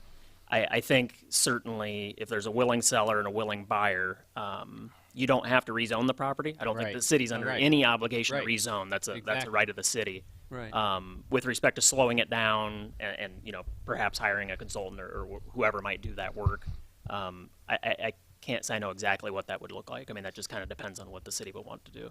But I think, and the city attorney can correct me if I'm wrong, but I think the city's under no obligation to rezone. That's something that is in the comprehensive plan. It's zoned currently, and that gets to something else. And I know Pat, as having put together, chaired the original comprehensive plan. We've worked through the amendments and revisions in 2010. I mean, that was always a big deal. That 2006 plan, which said very clearly, without the benefit of any professional analysis, here's what citizens say could be 3 potential areas for commercial redevelopment, and it listed 3 places. It listed Olive Court. It listed somewhere in Melrose itself, and the third one would have been the athletic club. I mean, sounds right. But no one remembers that the part of the language said without any professional analysis. Right. And that's what I worry about, is that we say this is where we think we ought to do this when it isn't the city's land and it's somebody's private property. That makes me very nervous. Right. I'm not sure why it would make you nervous. I think that's the nature of what the council people do. They say what is best for the city in the short, medium, and long term, and if it is to develop a plan that has implications for private property, it's a plan that has implications for private property. That's the role of council. Right. And there's certainly nothing wrong with going back to a comprehensive plan and rehashing the plan and doing that sort of thing. Clearly there's folks that deal with that directly and could do a good job. It just depends on what the council wants to do. I mean, honestly. And I don't know if I can give you good direction with the private property versus the public property issue. The thing I also hear, I mean, the idea of taking that a step further, and what I would absolutely be completely opposed to is speculative zoning, that we would change zoning on an area where there isn't an immediate buyer or a willing seller. Right. So I just want to be clear with that. Thank you, Kent.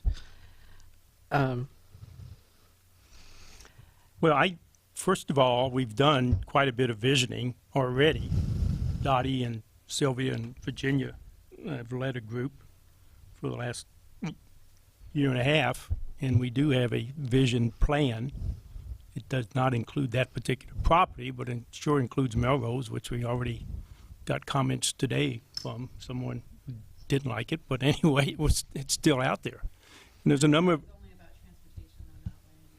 Pardon?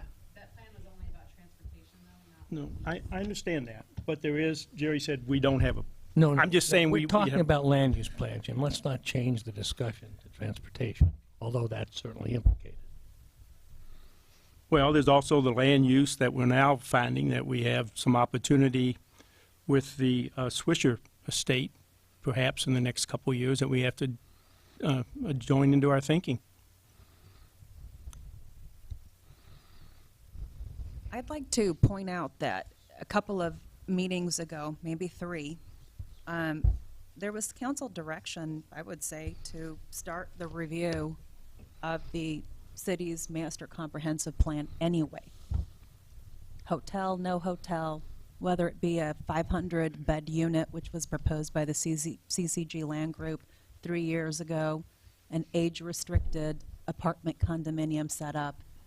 I think the comprehensive plan, with or without this hotel, is a must, and that is something that council certainly can start. However, I don't see a need to put one or the other first in terms of a condition. I think the requirement of this council is to be on board and to think holistically, not to think in isolated specks of zones or interests. It's to make the best available decision on best available information now and projections in the future. I think most of us have some experience projecting out.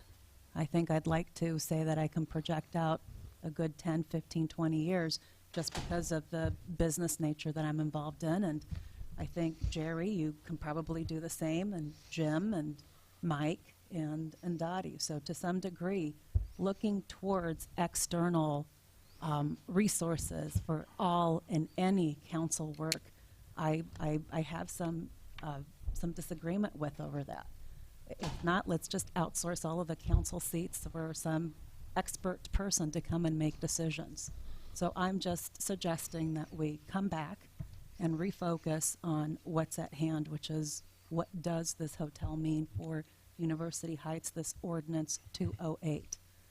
I'm particularly worried about the language of 208 as it stands.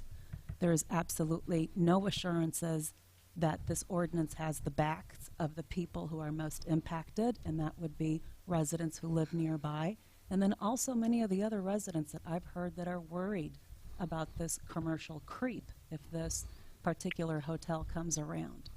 And in the light that the city is operating, and we have Des Moines who is making a lot of decisions that are gutting our local ordinances in favor of Des Moines style ordinances that make no sense for our small town. We also have new opportunities that are here that we didn't have before. The Swisher Trust is now under new management. Different trustees that just sold off and auctioned at a sheriff's sale a parcel of an asset in the downtown area. So I'm very interested to be forward-looking and to be very protective of our local residents as we do any decision around the hotel. So I would propose that tonight this council, that we set up a special meeting to discuss a vote further on this ordinance. I want to digest information and draw my final conclusions, because this council has a lot to think about, and it's not just outsourcing and expediting. It's a lot of policy opportunities that could be misses or could be real successes, and we need to be careful around those. I can agree, I can understand and agree with a lot of that, Sylvia. I thought at first it was you were gonna dig into the comp plan. I keep coming back to the comprehensive plan. I mean, I read that thing a lot, and it does, that 2010 revision is still very relevant for us today, and it talks about a lot of things. And I'm not going to quote. I've got long stretches of it, but it, you know, the intro says University Heights face several challenges that may be best addressed in a framework of a comprehensive plan. Predominantly residential land uses and limited growth potential have created concerns about the future financial stability among the residents. You know, what do you do? And there are a lot of things that it says in there, and some of the things in this project are absolutely supported by the comprehensive plan, and there are some things in the comprehensive plan that it's very easy for both sides to cite information and it's like the Torah, it's like the Bible, it's like the Quran. I mean, everyone is going to find something in it, but I do think that it really is a good guide for us. And I think that if we were to have, I would say if we were to have a special meeting yet this month where we spent more time, I'm happy to send you all everything I highlighted and to look at. I think diving into that is probably not a bad idea. I had the opportunity to also look at the master comprehensive plan. It's no doubt, exactly as you said, an opportunity for guidelines and guidance, and I've already calculated or factored that in to part of my analysis. So what's outstanding, I think, is just I need to noodle on this.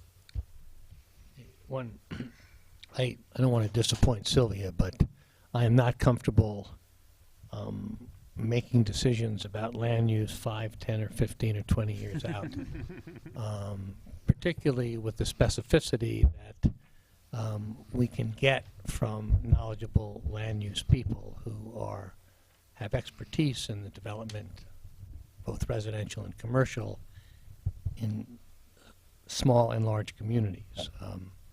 I don't consider myself expert. I would love to hear what the different views are.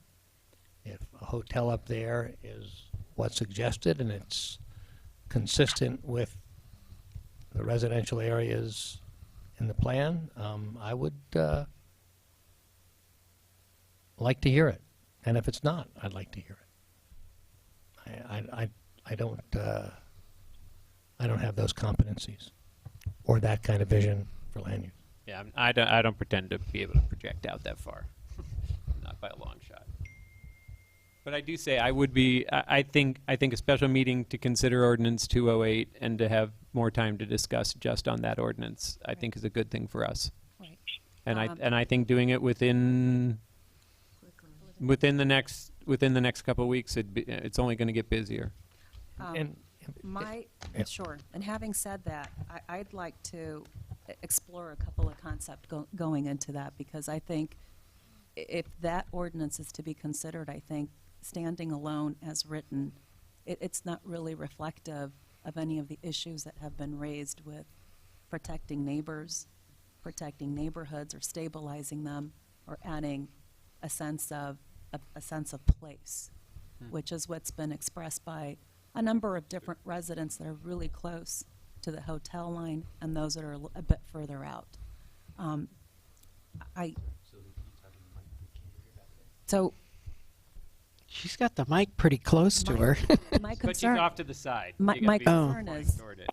I need to compare. I need to compare that language with language that is protective of concepts that are in the comprehensive plan, but are forward-looking as well, because that comprehensive plan is a good guideline, but it needs to be narrowed down and articulated a little bit further. And that's why I'm saying that I don't oppose that, hotel or no hotel, the city's comprehensive plan should be revisited well in 2018. I just want to say that a visioning plan is not inconsistent with the way Mr. Glasgow has approached his own planning. He is a planner. He obviously is a planner. He looks ahead and he sees, what do I want things to be? Where am I going? And he makes decisions based on that plan. And I don't think he would object at all, not that, and if anybody's worried about that, to less or more than an ad hoc decision of this council about a very important land use decision it has to make. I think it's consistent with the way he operates his business.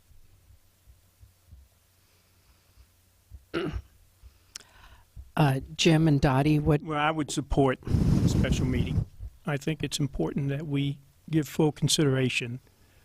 What we also need to understand, which is what I've been looking at, is that we've had a long-term model for how we handle developments.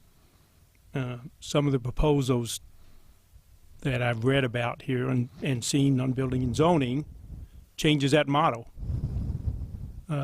from one where the developer comes in and makes a proposal to us going out and trying to find a developer to do something. And maybe I'm misreading into some of that, but that's what I saw, and in some ways that's the only way it makes it happen.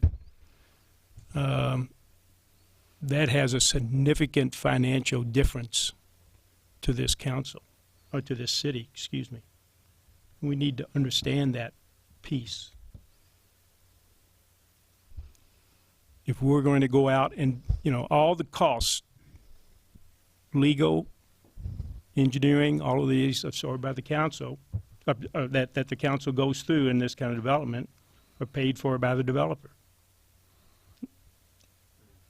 Paid for by the developer. What I heard and read was these proposals to go out and find a developer, which means you've got to go out and sell that. You've got to get a marketing plan together. You've got to figure out what the business plan is. All of those types of things. If we have a completely volunteer group doing that, then yeah, there's no change. I don't think we can do that very well. So, it's the city line. So I just like to. It'll go to them. So I think that's part of the discussion that we need to have. It's more than just land use and. Oh yeah. So I hear three council that want a special meeting. Dottie, did you want to comment or not? I will concur with that if we do it promptly and certainly within the next week or two. The calendar is we have this week, but we have next week's Monday, the 14, 15, 16, 17, 21, 22, 23, 24. I heard school starts 23. 23rd's first day of students, but So maybe next week. next week would be better. Even though it's all bad. How does that look on your schedule, Sylvia or Dottie or Jim or Jerry? Any day except Tuesday, please. My time is yours. I think the 17th is out for me. Is out? Yes. 17th is out for me too. That's right. Yeah. Oh, yeah. Is that your opening? You can always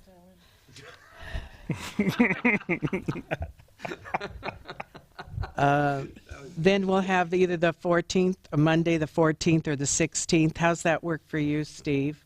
If it happens next week, I'm going to be by phone again, and I can't avoid it. I'm sorry.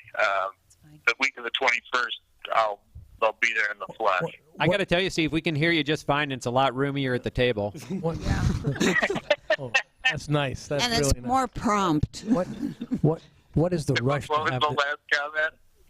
She said it's more prompt. what, Okay. didn't say that. Yeah. Well, that's fine. But it is fine with me. I can participate, but that's how it will have to happen for me if it's next week. Yeah. what is the But rush? any days available, except Thursday. Jerry's asking why so prompt. Yeah, what's the rush to have this next week? What's the I'd rather do this Yes. before the September meeting, and the week of the 23rd starts for me gets really busy with students back. So Well. that's Well, what I about would the just say 20? that was my What, preference. I mean, I think it's appropriate to have Steve here, What about Yeah, the I do too. 21st? that would work. and could do Jerry's that. going to be very busy in the next Right. week. Regardless. Yeah, We could- really, we could- that's a we could- bad we could week. do that next week if it's not the 20th. Does that work for you, Sylvia and Dottie? What? The 21st, Monday. I don't have my calendar here. That's better for Jerry. Okay. It's okay. It'll be the 21st at 7 p.m. Okay. here. So we'll have to mark the community center for here. I will mark that. Okay, so you got that, Steve? It's going to be the 21st, 7 p.m. Yes. Okay. Yes, that's great. Oh, Pat.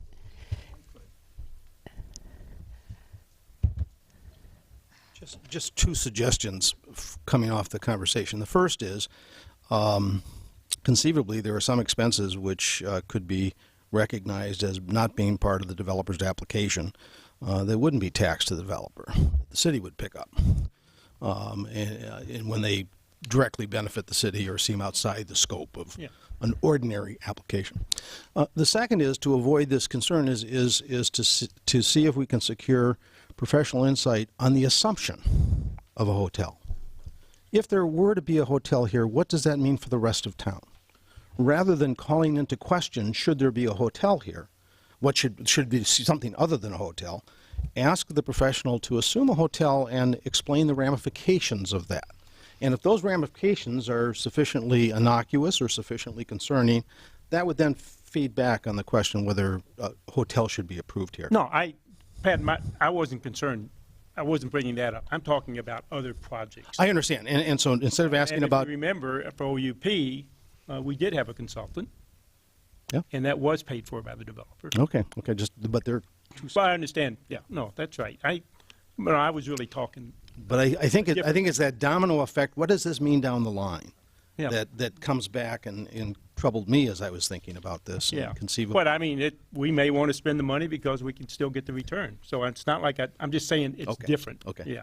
So, I mean, you negotiated or drew up the first contract on that stuff, which was very good and very timely. So I just want to bring up that point. Thank you. Okay, and so now that we have that date on the 21st at 7 p.m. here. Okay, Steve, I wanted you to speak on consideration of Resolution 1733. You had that in your legal report, and I thought you said some good things I want you to share. Yeah, I'm happy to talk about that. Let me start by saying that what prompts the inclusion of that topic in my report and my request that the council at least have an agenda item was the timing.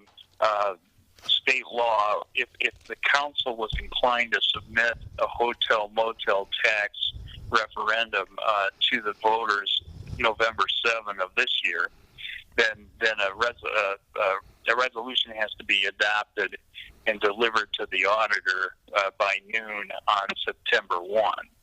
So that's the timing issue. And as I said in my report, you don't have to you don't have to do it at all. But if the council said, yeah, we don't need to do that in November, we don't have a hotel, we haven't approved a hotel, the university hasn't built a hotel, we've got some time, you could have a special meeting next year. And I think, not being a construction guy, but I think well in advance of the time any hotel is going to open, you've got time to have a meeting. Further to all those points, given that the council is going to convene a special meeting on August 21, you can also consider this 1733 idea and at that meeting if you want. Okay. But yeah. Mm-hmm. This is interesting. I don't know if Josh is still here, Josh Schamberger. I hadn't even thought of this, but something that I just mentioned to the clerk in the housing type. No, you don't need to get up, Josh, but we have at least one, if not two, short-term rental properties in town right now that are operating like an Airbnb or bed and breakfast. And if these could be covered in a hotel motel tax, it would make a lot of sense to me to pass something, because those are properties that are generating a lot more income.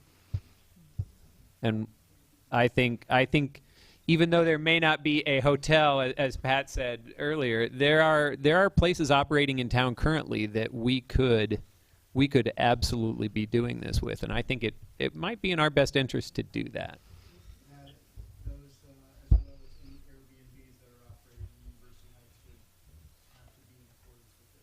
Right.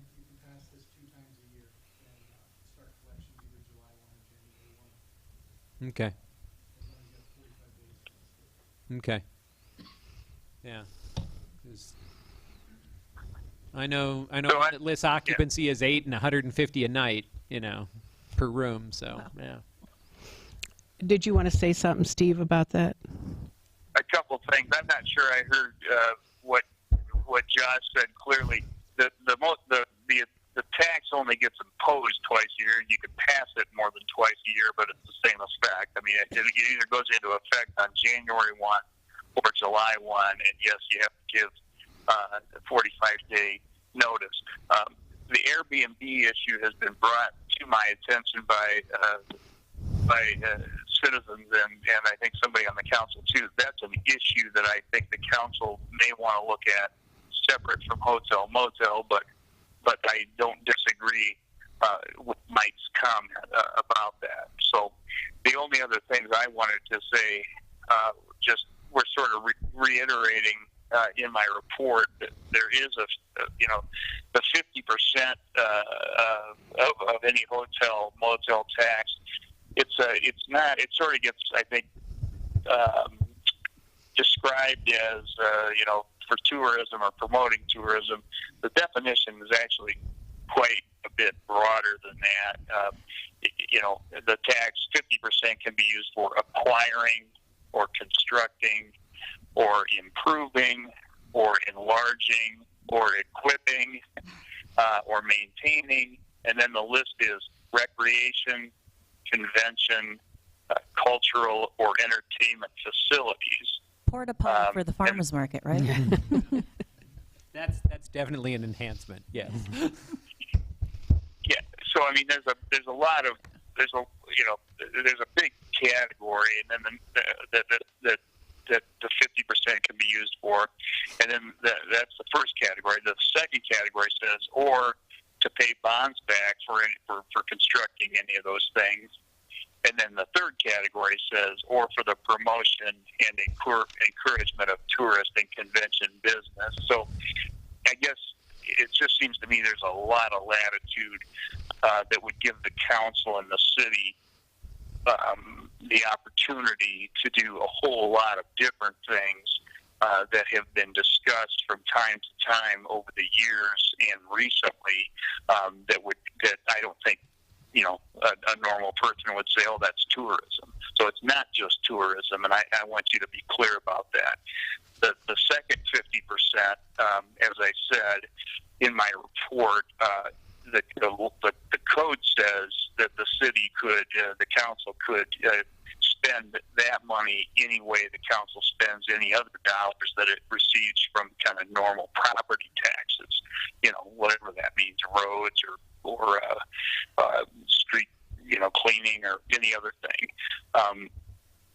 As a subset of that discussion, if the council were inclined, the council could say in the ballot measure that, hey, 50% has to go for cultural or entertainment or recreation or tourism, and the other 50% we will use for these purposes or this purpose. If the council wanted to do that and submit that sort of a ballot question to the voters, it could do that, and then it would be bound. The city would be bound to spend the money in that fashion, and could only change that by another vote of the people. So I point that out as an option. I don't know if it's something that there's interest in. The council, if it decides to submit the question, might just say no. We'll just use it for any lawful purpose because we don't want to, tie our hands or tie a future council's hands. But it could be seen the other way. Just whatever you want to do in your discretion. Okay, thanks, Steve. So does council want to talk about it tonight? Let's talk about at the 21st. On the 21st? Both together. Is that agreeable to? Because then we can have a better idea of how many places we have in town already, and would it be worth putting it on this current ballot? That's my thought. Okay, I see some head nods here by the rest of the council. Okay, we'll put that on the 21st. So now I'll move to public input. Oh, Mark. Just a follow-up question. The meeting on the 21st, is that have public comment potentially? Oh, yes. Absolutely. Good question, though. We'll go to public input here before, I think we'll have a break here shortly, but I know Virginia's here to give a report during this public input, and I'd like to get her in. Thank you for waiting, Virginia. She's our tree board chair, if you don't know Virginia. Hi, Virginia Miller, 7 Glencrest Drive. I'm the tree board chairperson. I apologize if I ramble. It's getting close to my bedtime. So I came tonight to give an update on tree board activities for this year. We've been working on trying to establish a more comprehensive urban forestry management plan over the past couple months. So a comprehensive plan has 3 parts. We need to be planting new trees, we need to be maintaining the trees that we have, and we need to be removing trees once their risk exceeds a certain threshold, ideally before they fall in a storm and potentially cause damage or injury. So we've been working on planting. I'm sure everyone's seen that, and that program is going fine, and I expect that will continue apace. I'm going to go out of order and talk about removals of risky trees for just a second. The tree board has completed 2 surveys this summer. The first was a tree risk survey on all of our mature trees in town, which was done with myself and Emma Hannigan and Mark Vitosh of the DNR. And we used GIS data recorders to do that survey and identified a number of trees that are too dangerous to leave standing and need to be removed. Probably in the range of maybe 18 plus or minus 6. I only know how many I found. I don't know how many Mark and Emma found. The only problem is that they all got put into the data recorders, which we send to the GIS processing center, and we haven't gotten that data back yet. We're expecting it within the next 2 or 3 weeks. So as soon as we get that data back, we will prioritize the list immediately and start scheduling removals. Jim, I need to know how much money we have left in the tree budget for this year, because I know we've spent a little bit on storm cleanup, and I would propose that we probably want to spend about 2/3 of our tree budget for the year addressing some of these risky trees and getting them out this fall, and then save 1/3 for any storm damage that occurs throughout the rest of the year. And as we move through this list and get the trees removed over the next, I don't know, 4 or 5 years or so, we should see lower expenditures for storm cleanup as we go on, because those trees won't be falling in storms. We will remove them before they get the chance to do that.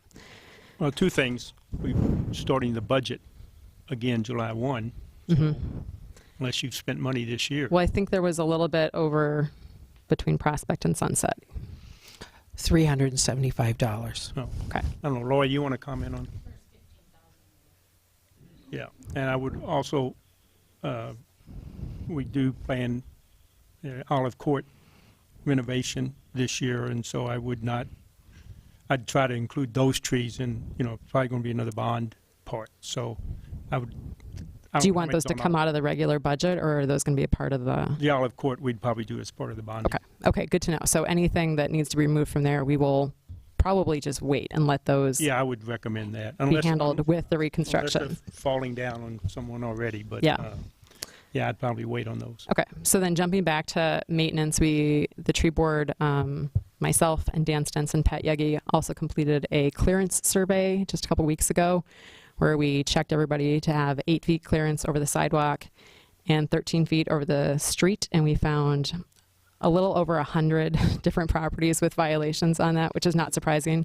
Most of them were very, very minor. 400 in town, that's good. Yeah, most violations were very minor. I'm just getting started preparing those notices to be sent out, but I do kind of want to wait until we get the data back on the removals, because I think there's a little bit of overlap, and I don't want to have somebody spend either their time or money on trimming only to get another letter a few weeks later saying, actually, that tree's got to come out. So we will focus on Oakcrest and Kozer close to Horn and on the Melrose Wide sidewalk first, to make sure that those most heavily used passageways are clear and free, and work our way out from there. But I expect it's going to take us a few months to work through the list, in all honesty, because we are volunteers. So did you want the clerk to help you with some of that, or, sending it out, or how would, can you tell me your Actually, process? is it possible for me to get a copy of the rental properties list so that we can cross-check? Because I won't bother going to those houses. We'll just send it to the property owner. Sure, of course. Okay. We'll make sure you get that. And you're going to start with the ones right away. I can see that. Okay. Well, if you need help, I wanted to make sure the council knew this, and I want to thank you for doing that with Dan and Pat. That was nice that you canvassed the don't city. feel harassed if you get a trimming letter. 4 out of the 5 tree board members are on the violations list also. So nobody surveyed their own property then, right? That's the rule on the tree board. I better have Dan come double check my work.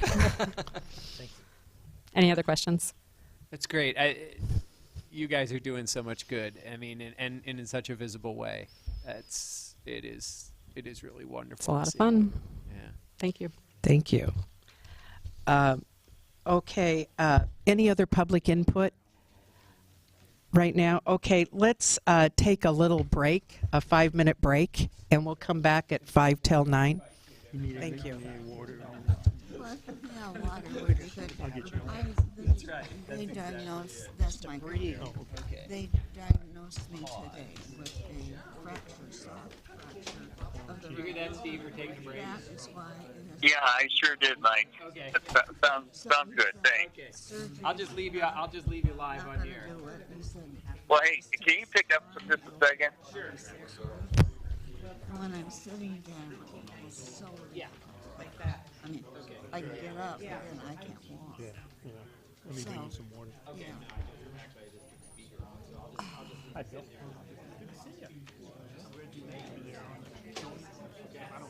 Okay.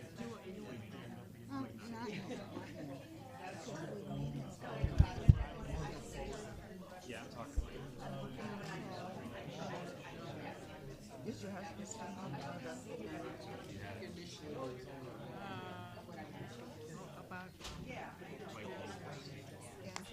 teeth. Yeah, he said You don't have a date?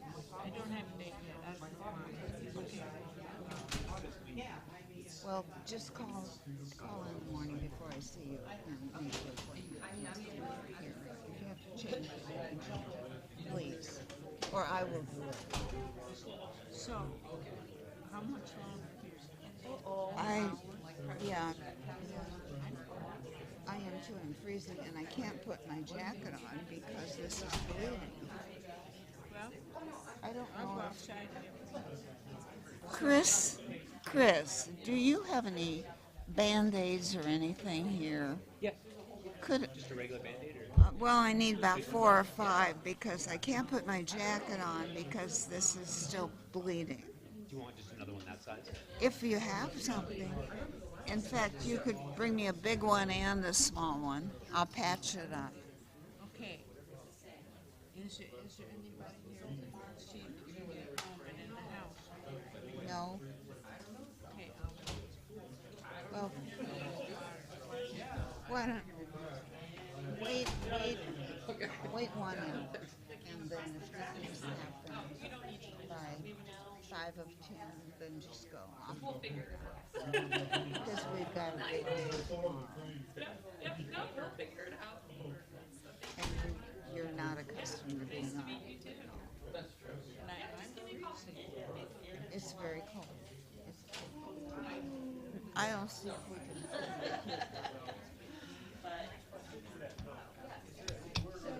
So, the council's not going to take a vote one way or the other on the zoning.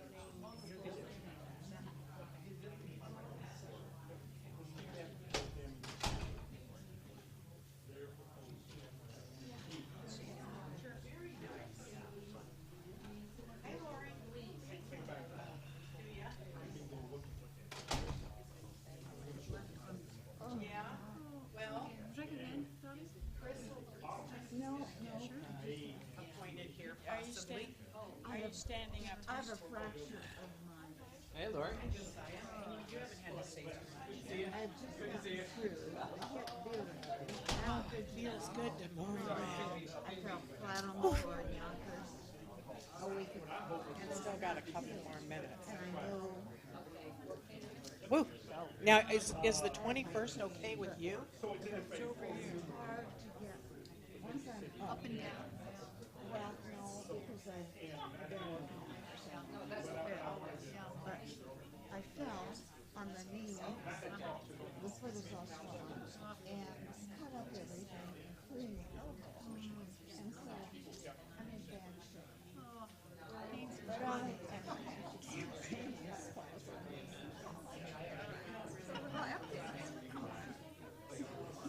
You're going to run for re-election? Yeah. I don't know what I'm going to do. If I die.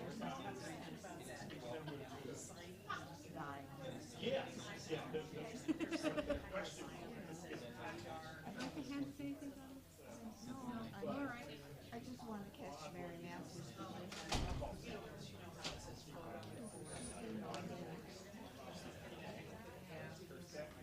you want to put it on?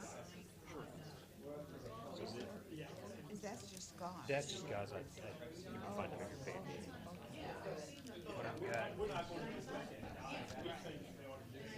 I need to talk to you. Mary, I need to talk to you before you go.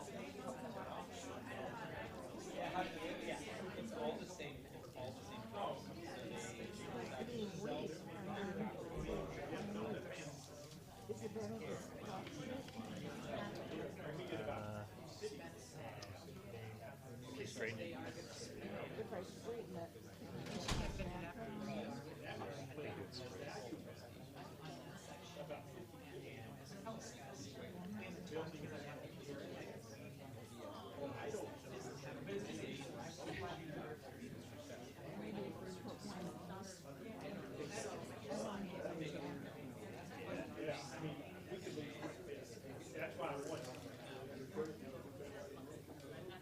I'm always in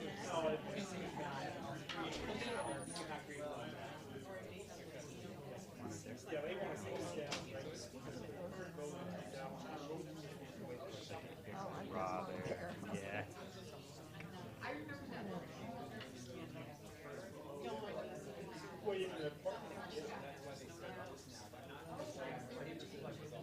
I think we have an answer. I must be. And then, that's entirely possible. It's all right. I just thought maybe we could have, that could be of help. Because it's gonna be a real cut.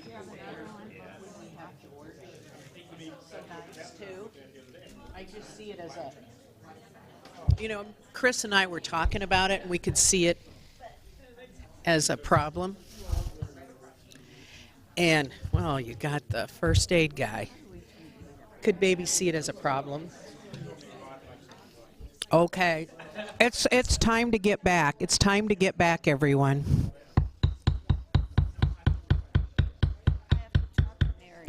Well, go run, hurry. Mary, she wants to talk to you. I can't walk. It's a fracture in the knee. No kidding. Lost it today in sports medicine. Oh my gosh. That's why it Everybody else missed it. Yeah, that's why it hasn't been getting better. That's why it hurts like hell. Yes, that's why it's a piece of shit. Oh my gosh. I kept wondering. I thought, well, she had it x-rayed. I don't know. I do like that sports medicine. See, they're smarter. Okay. So I don't know if we have any reports from one, We've got other some. than I can- Glenn. I can- You're going to say something about Glenn? No, I was just going to put it up on. Okay. put it up. That's going to be our next thing. Actually pulling it up right now. And then I'm going to,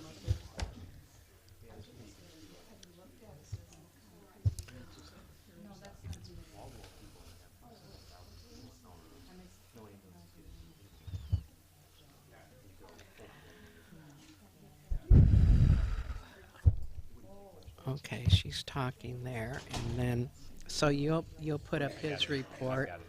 And so basically, he says they're pushing for September occupancy, and it looks like everything's going well. Yeah. Oh, here I should actually. I mean, I actually copied it so I could. It doesn't have the heading on it, but it does give you all the data. So Steve, how's your son doing at school? I'm going to have to put him back. Oh, he's not. Okay, he's there. Hey, Steve, how's your son doing at school? You're on the microphone, though, but nobody's listening. Yeah, so I'm just dropping him off like tomorrow. So. Oh, well, how cool. That's so exciting. Where's Jack going? The Colorado School of Mines. I know it. I actually know somebody who went there. All right. I know. Isn't that something? Yeah. Yeah. Yeah, it's pretty cool. My timing here tonight, I'm sorry for the way it works out, but that's okay. it's like it's working okay. Yeah. Yeah, it's working good. Now we're going to come back to the meeting. So Dottie, you got to come back. And then Jerry, he went out a little bit. Brad, ready? So Brad's all ready. So, and I know Jerry will be here shortly, so let's just go on. He's bringing us all pizza. Oh, well, there you go. Yeah. And so Mike has One University Place construction report by Glenn Siders up there. And so that's the construction report we have now, that they're pushing for a September occupancy and everything's full speed ahead. For the north building. Yeah, this is the north building. Right. Well, I talked to Yeah. Jeff Oh, good. yesterday. I didn't ask him to come because I felt like this first portion would take as long as it did. He was not pushing September. He was later. Oh. So October, November timeframe. But they are seeing a lot more interest in the back building now. People are really beginning to look at that. So, and he gave me no update on commercial. So, but anyway, I just add that. Oh, well, thank you. That is good to know. I kind of heard a number that there's 13 sold back there. I mean, I don't know if that's, but it's in that ballpark. Yeah, I don't know what sold means. Yeah, I don't either. Yeah, that's true. Well, there's going to be occupied. And so then we'll go to the mayor's report and I did have a question, and that's with the commercial space. What update do we have there? We didn't have any. I don't have any. They don't. Otherwise, I'm hearing other third-party comments, and I Oh. would agree that it would be nice to have Jeff return at the next meeting and Yeah. give us an update. Like I said, I didn't ask him this time because of the time period. Okay, we'll ask Jeff to come to the September meeting. And good idea. And then mayor's report, I submitted it, and then I also have some drawings submitted for signs, and what I'll do is I'll just talk to council individually and bring back something because we don't want to keep this meeting going on forever. I would kind of like to go ahead maybe with some stencils for the police department and maybe the community center. That's going to be in the $300 range at the most, you know, just to put community center and, you know, that kind of thing, and I'll show it to the council and see what they think. I mean, would that be okay? Was it different than the ones? I just sent it at 5 o'clock. I saw something that had university. Yeah, that was the LED lighting. I'm not talking about that. I'm talking about stencils for the door that came in at 5 o'clock. And, Okay. And that was about $160 to $185 plus $60 for the work to put it in, whatever you call that. And so I was hoping we could at least get, you know, like, because Chris has been patient to get the police marked, and I think we could at least get the police stencil going. Sorry. Who decides what it looks like? Okay. Go Louise to do the door stencil. Okay. I didn't like Well- the one he sent, but. Okay, we'll look again, Chris. We'll look I again. don't have a problem. The only guidance I would say is try to match the font to what we're eventually doing on the on the big sign. Okay. That way there's some consistency artistically there. Okay, I like that idea. Do you like that idea? Yes. Okay. Council does? Okay. So the next order of business is consideration of resolution number 1713, appointing Chris Lyon as Chief of Police of the University Heights Police Department. Is there a motion? I'll move to approve. Motion by Dottie. Second. Second by Mike Haverkamp. Gee, Jerry's not here, but I suppose we can have his vote later. I kind of feel bad that he's not here, but Is he coming back? I think he is. It's just, well, I know Jerry would like to be part of the vote, but we're just trying to keep you more in suspense, Chris. Yeah, finally get there.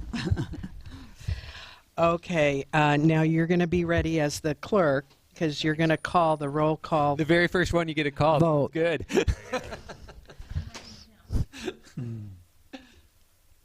Okay, she's, well, No. no, we're going to go ahead and he can come in and vote later. Oh, okay. Let's see here. Wayne? Aye.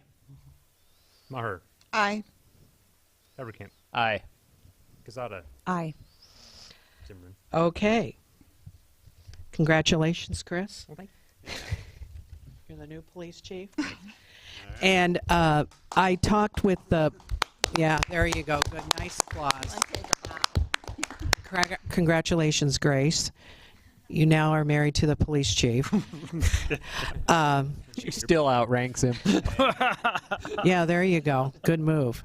And so I spoke with Steve and the police committee and Chris, and what we want to do is meet and have discussions about salary, and also and bring back a recommendation at the September meeting to council, and then we'll retroactively pay him from August 8th. Okay? So now we'll go to Steve's legal report. Thank you. I don't have much to add than what we've already covered, what I guess I covered in the written report, except the third consideration of Ordinance 206, which adds dead ash trees to those trees that are declared nuisances by city ordinance. Okay. I motion adoption. Okay, motion by Sylvia. Second. Second by Mike Haverkamp for third consideration of number 206. Discussion? Okay, roll call vote. Maher? Aye. Evercamp? Aye. Quezada? Aye. Lane. Aye. Okay, that passes. Did you want to talk about, I know in your report, you talked about the zoning commission going through all the work that they had done, and I think, in fairness, since they did all that work, we need to discuss that. Could you repeat that? Yeah, what I will do, the council discussed this jointly with the commission back in June. Oh, there it is. And then I read it. Make y'all sick. Fly through. Okay. So the council discussed the timing and proceeding with the commission at the joint meeting in June, and then again at the council meeting in July. And I guess I think there was a pretty strong consensus along the lines that I outlined in my report. So with the council's permission, I will publish the required notice that there's going to be some zoning ordinance changes. The commission made other recommendations for other ordinances, but some of them are zoning, so we need to publish that, have a public hearing at the September meeting. Same thing I went through earlier. It has to be a regular meeting for that public hearing. Go ahead and send Alice Haugen created a summary of the ordinances that I would propose to send to kind of everybody in town, the way we have in the past, and also include in that mailing, direction to the city's website to look these materials over. So that's what I had sort of outlined, and I'm happy to do that if that makes sense to the council, and if you want me to do something else, I'm happy to do that. Is that good with the council to go ahead with that, the mailings? Yes, they all agree, Steve. Okay, thanks for reminding me of that, Yeah, Louise. I read your reports. Aren't you happy I read them? Okay, and so now we'll go to the city clerk report, which she submitted, and she submitted some building permits and some updates on rental permits and things like that, and also a Stan's report, and he's going to be starting to meet with Steve, he said, in the next few months for what to do when the January 1st rentals change. So, okay, no questions there. We'll go to finance, and Jim. I do have some questions. Oh, okay, sorry. If there's no objections, I'd like to be included in those conversations with legal and the city housing and the city housing inspector. I think this is a significant concern of the city that's coming on board in January 1, and having been on the zoning, chair of the zoning, and also, not chair of the zoning, but part of the zoning commission, and also the chairwoman of the zoning board before Wally reassigned assignments, I would like to be very much part of this consideration. This is pivotal for the With city. the potential rental properties, Right, about those that. discussions, right. When those discussions. So if there's no objections from my colleagues at the table. I would like to also be included, Louis, if that's possible. Well, sure, we can have two counselors on. We can have a conference call. That's not, I don't object to any of that. Is I that? think we need all hands on deck on that. I mean, I'm not trying to be on it, but these two. Yeah. It'd be fine. Well, I was thinking about being on it, and I think I can because there's the mayor and then. Fine. So, okay, and that's okay with you, Mike? Yeah. Actually, Okay. Stan and I talked about that, and I mean, he doesn't want to talk about Yes. before Iowa City starts adopting theirs either, but we can very much model ours after theirs. I think it's going to be a good idea. It sounds like a good plan. Okay, sounds good. So I'll contact Stan and tell him. The other issue that I wanted to ask an update on is Mike Giese brought up at the last council meeting a fire safety hazard of a potentially unauthorized second apartment within a single-family home. And fire safety and safety is a huge issue for me. I think it should be a non-negotiable as a business operation, and I'd like to know whatever happened to that. I am no longer managing zoning issues or the rental program. I think they report to someone else, and I'd like to know if that has been managed to make sure that we're starting on the right foot this new lease term year. And that was a... Oh, and this was with the rentals. This is where he said that there Oh. was a locked door that was needed for egress from the from this particular apartment. Should the individual try to get out, they would not be able to get out, and I think it would be a regrettable event if something were to happen and this council hadn't followed through on that. So Okay. if no one objects, I will pick it up and ask where the inspector is. Well, we could include that. Well, we'll just include that. Okay. How about that? All right. And I'll talk to Stan about that too and say that you Sure. wanted to be part of that too. Is that okay with? Yeah, that's fine. Well, if there's been action, I'd like an email on that. Right. I think that would satisfy my request. It's just Yeah. I want to be looped in. Matter This resolved. this was David Giese who made this. Oh, okay. And On a residence on and Melrose? Yeah. Well, I don't know where the location was, but anyway, and I don't know if Stan has followed up. We just I don't know who's rolling up these concerns, I guess, is a better question. All right, now. Well, I've been talking to Stan about other issues. I didn't talk to him about that issue. Okay. And, okay, so then we'll go on with finance. Is that okay? And you had a CD renewal? Yeah, we have one in August and we have one in September. One for 24,000, one for 36. What Lori and I have decided is to roll these two together in September and go for the total 60. It turns out with one of the credit unions we use, if you do it over 50,000, you get a little higher rate. I see, because I saw it was like 1.2. Well, I don't yeah, know. right now they're up It was to like 1 1.6, point and, something. I saw that. 2.0, I but thought, anyway. oh my gosh. That's what we'll be doing. I see. If I told you I got my first car loan at 20% and it wasn't from a loan shark. Yeah.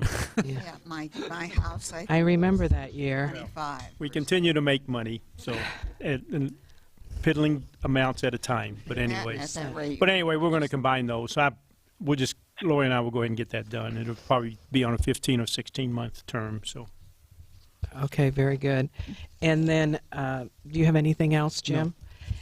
And then the next thing is the treasurer's report, and Lori submitted that, and the bills had been presented.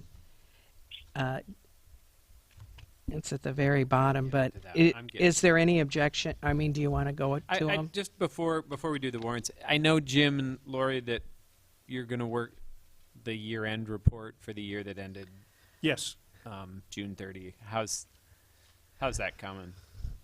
Well, I started on it. It's and I need to talk with Steve Cool about it and Lori. But I mean, I think as I said last month, it was about we predicted a $14,000 shortfall. When we began the budget, I think it's going to be closer to about 5,000 or 6,000, so it's better. And as I also said in last year's report, we need to look at the 2 years together because we had this large number of building permits, and we had an $81,000 surplus. So over the 2 years, take them in half, we got about a $37,000 surplus each year. So anyway. Is there any other questions for Jim? Okay, so he was going to move to the warrants, and there they are. And everyone. I had a question on one of the warrants. There was a charge for approximately $1,000 for a crowd control tool. I'd like to know a little bit more about that purchase, please. It's kind of like a paintball gun, but they're like little pellets that have powdered pepper spray in them, basically. It's just a less lethal tool. They often use them if kind of an alternative to Taser. calls involving a knife often become deadly force because a knife is a deadly weapon. Mhm. If you have the time to get distance and get back away from someone with a knife, this is an alternative to deadly force. It's kind of like a taser doesn't go very far. but this is a way to get distance on someone. So it's Where's- basically pepper spray, but in a little Where's the pellet. aim of of those? Is the aim up in the upper body and the eyes? And No, the no, face? no, no. It's generally, it's kind of nice because you have kind of a way to escalate the force. You start hitting the ground in front of the person, Mhm. doesn't hit them at all, and you just get like a cloud of pepper spray. Mm. And then if they're using more force and you're escalating the situation, you could go up to shins. Got it. and Okay. That kind of Sure. All right. Any other questions? Is there any objection to paying the bills? Hearing none, the bills will be paid by unanimous consent. Okay, and we'll go on to the chief's report. I don't have anything other than the written one. Yeah, and I like it. It's 4 points to the point, the end. Good job. I thought, well, the mayor probably should do more like that. Then committee report, we don't have anything, right? No. You don't have anything now. Okay, we'll go to streets and sidewalks, and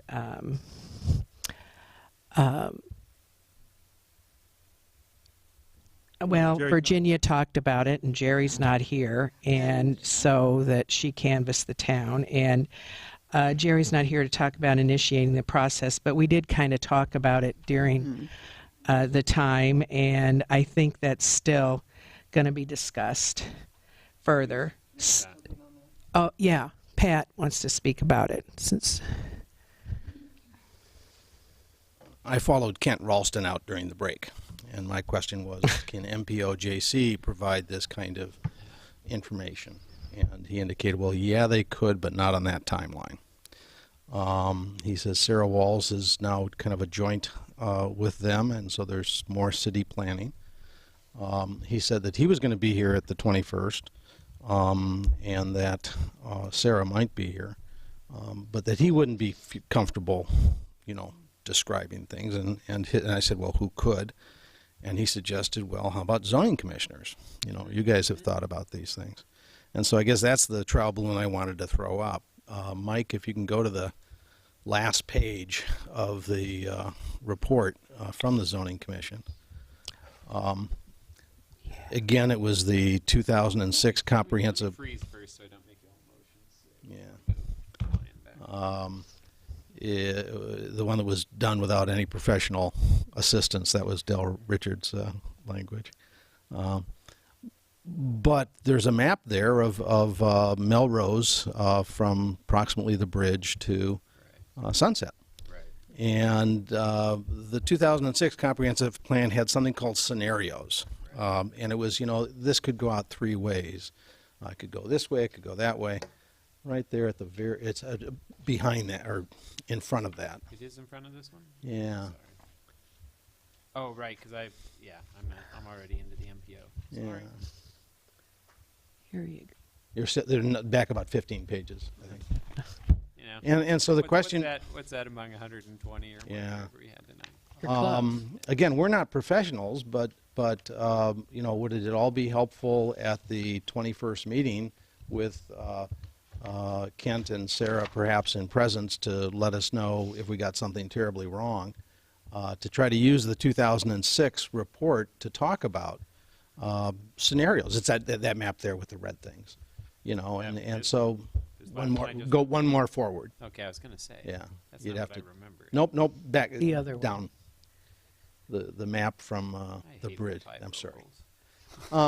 But one scenario is nothing changes. You drop in a hotel and everything else remains exactly the same. A second scenario might be that there's some of the property on the south side of Melrose across from Selra's becomes small commercial bake shops, think that kind of thing. Another possibility is a missing middle, that you have duplexes or townhouses or courtyard apartments on Melrose. Now, what Kent did say he could send me is the 20-30 year projection. My question was, is Melrose kind of due to be fundamentally reconstructed in the next 20 or 30 years? And he said that they just had completed something that would give you some sense of that. So, again, it wouldn't be great, but the question is, would that be? Is there some other thoughts people have about the kind of information you want to have at the meeting on the 21st about, vision. It wouldn't involve any resolution of conflicting visions. Right. The other person I think would be good to involve in that discussion would be John Yap, whose background is also more in planning as well, who was Kent's predecessor and now works with City of Iowa City on development issues. But I think John would also be somebody that would be knowledgeable, help draft a lot of the 2010 plan along. With Kent was the young pup You back remember then. him. Yeah. Probably been there. And But what I was hearing from them is they don't turn, their professional standards wouldn't allow them to turn around and deliver a written work product fully substantiated of the kind they want to do and the timeline that you folks have in mind. So the question is something less than that helpful or nothing at all? I think, to me, the thing that obviously I'm a more data person, but I also think that regardless of what we come out is, no single plan is going to make everyone happy, and we will always be picking among competing views no matter what. But I do think more informed decisions are always better decisions. So, yeah. Let me understand your question again.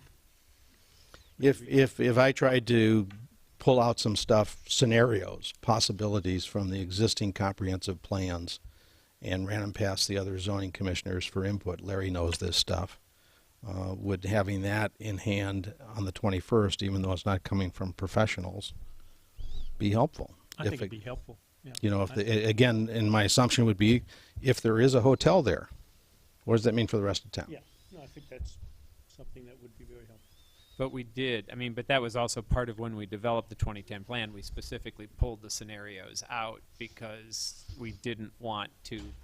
Nobody ever looked at the part of, here's just some ideas. It's not, people say, oh, you've already picked where you're going. But so. Yeah. Kent's comment is the kind of a revision of the comprehensive plan is a 6-month process with stakeholders and. Right. Yep. Right. No, I'd be more than happy to listen. I think it'd be helpful, Pat. Thank you for offering that. That'll be a quick turnaround. Oh, John wanted to comment. Hi, John. Nice to see you.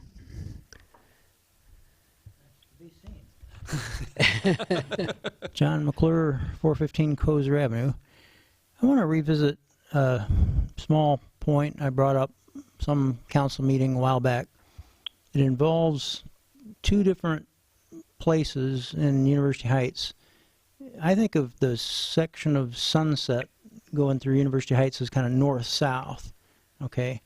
And if you're turning off of Sunset west onto either Kozer, and I'm talking about like the first 100 feet that you travel on Kozer going west, or if you're on Sunset and you turn west onto Oakcrest, and there's that first 100 feet or so, either of those locations, you'll come across a sign that says no parking here to corner. Okay. Now, what is meant by this is from where you've turned off of Sunset to the sign, they don't want people to park right there because it's just awkward when you're winging around that corner. And so what this sign does, I wish Chief Lyon were here to hear this because he would probably back me up on this, but what's meant by that is this, which is no parking corner to here. And it made the difference. It made the difference on a previous Saturday football game day where the police officer, oh, he is back, good. The police officer was writing a ticket to a car, to several cars that were parked after the sign, but they didn't give the ticket to the car before the sign, which you'd think that's the car that should have the ticket. And if you're real literal about it, it's kind of a... Yeah, I want to... We got to figure this out. Are we talking about... That's about all I have to say. I just... Here to corner. These are my handouts. And they... Just get exhibits. Wow. Oh, yeah, there's a big, I get it. thank you. Can we keep these, John? You bet. Hang them on your walls. It's a very nice book. Got an extra. So it is confusing, Chris. He was saying you weren't here, but they were ticketing from the opposite corner, you think, and not the ones before. We talked about this last meeting or a meeting ago. Yeah. I think we should just move the sign. Is that hard to do? Well, then you're going to have people parking All the way. all the way. You know, like I think the whole idea is so you can turn the corner. Visible, triangle of visibility.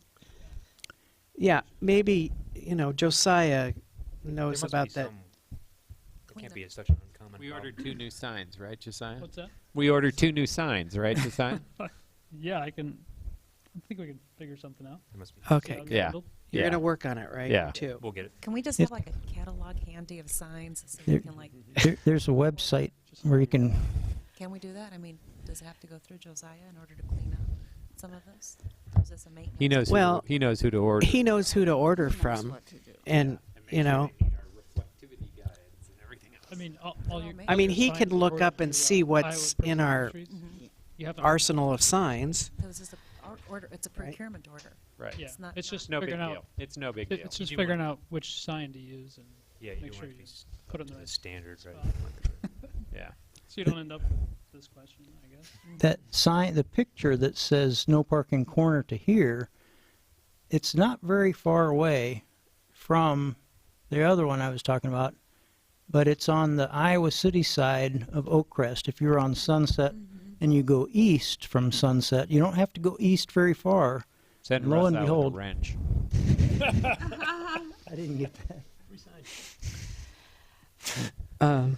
In your younger days, Paul, we would have sent you, right? Thank you, John. We have to do something about this. John's come back again. We got to do something about it. We can have John come just to come to the meetings, not to figure this out. Thank you, John. So we'll go to engineers report.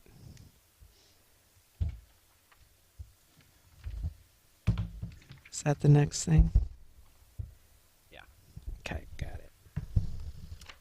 Well, nothing new has come up from since I submitted the written report.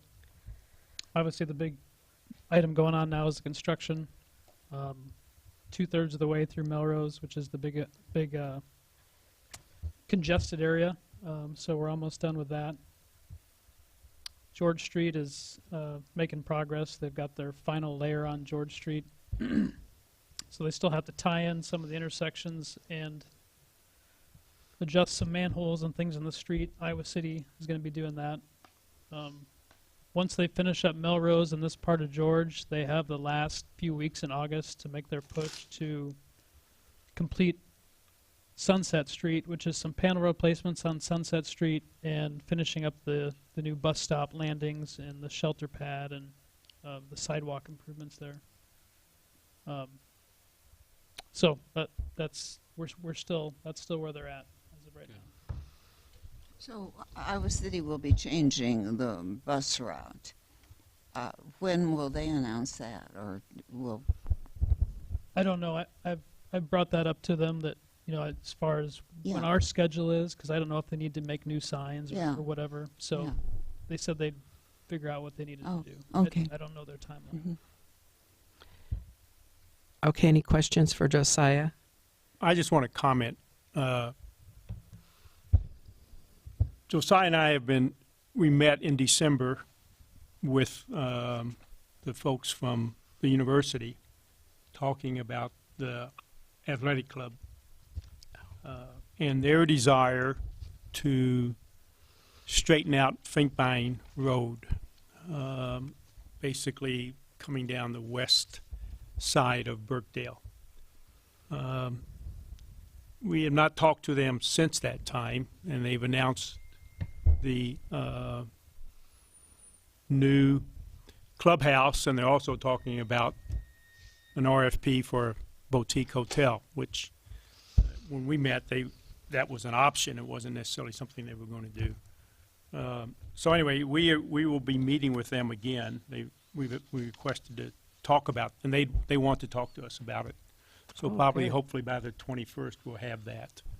The one cautionary note I would make to folks is there is nothing that would say the hotel is going on University Heights property.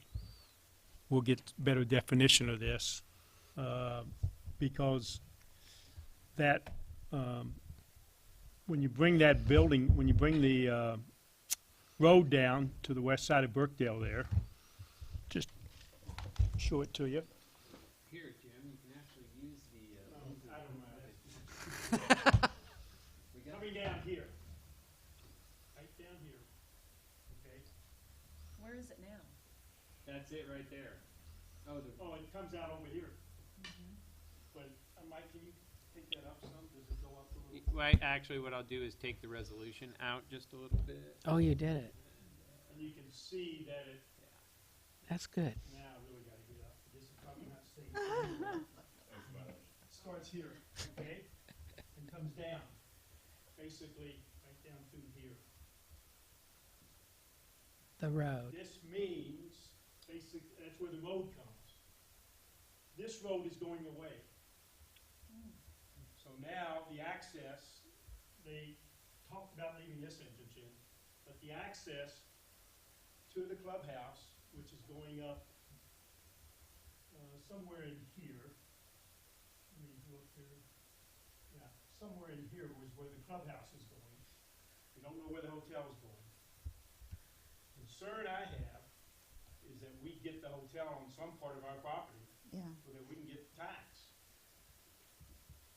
So that's what I'm saying, folks, and there was Mary had a comment about that, and I talked to her about it. I said, hey, it's not a guarantee.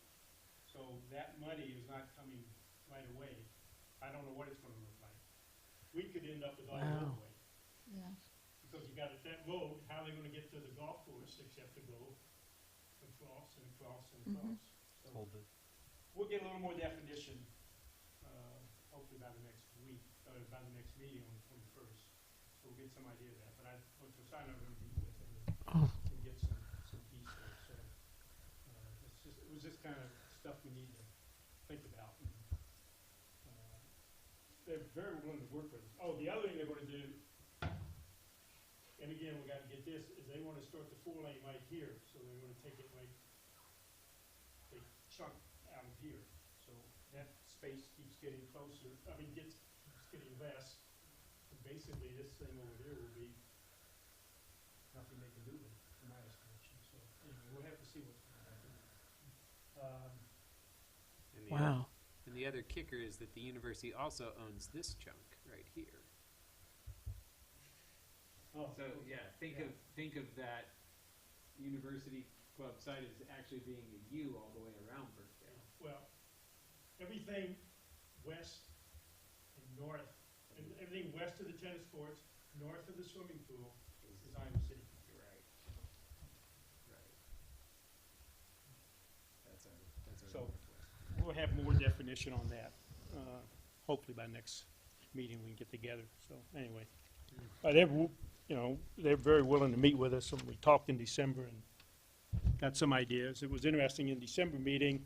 They indicated that they would close the athletic club down this fall. But obviously in big corporations things change, and that's a big corporation, and they decided to go for another year. So anyway. Thank you. Any questions for Jim? Sylvia?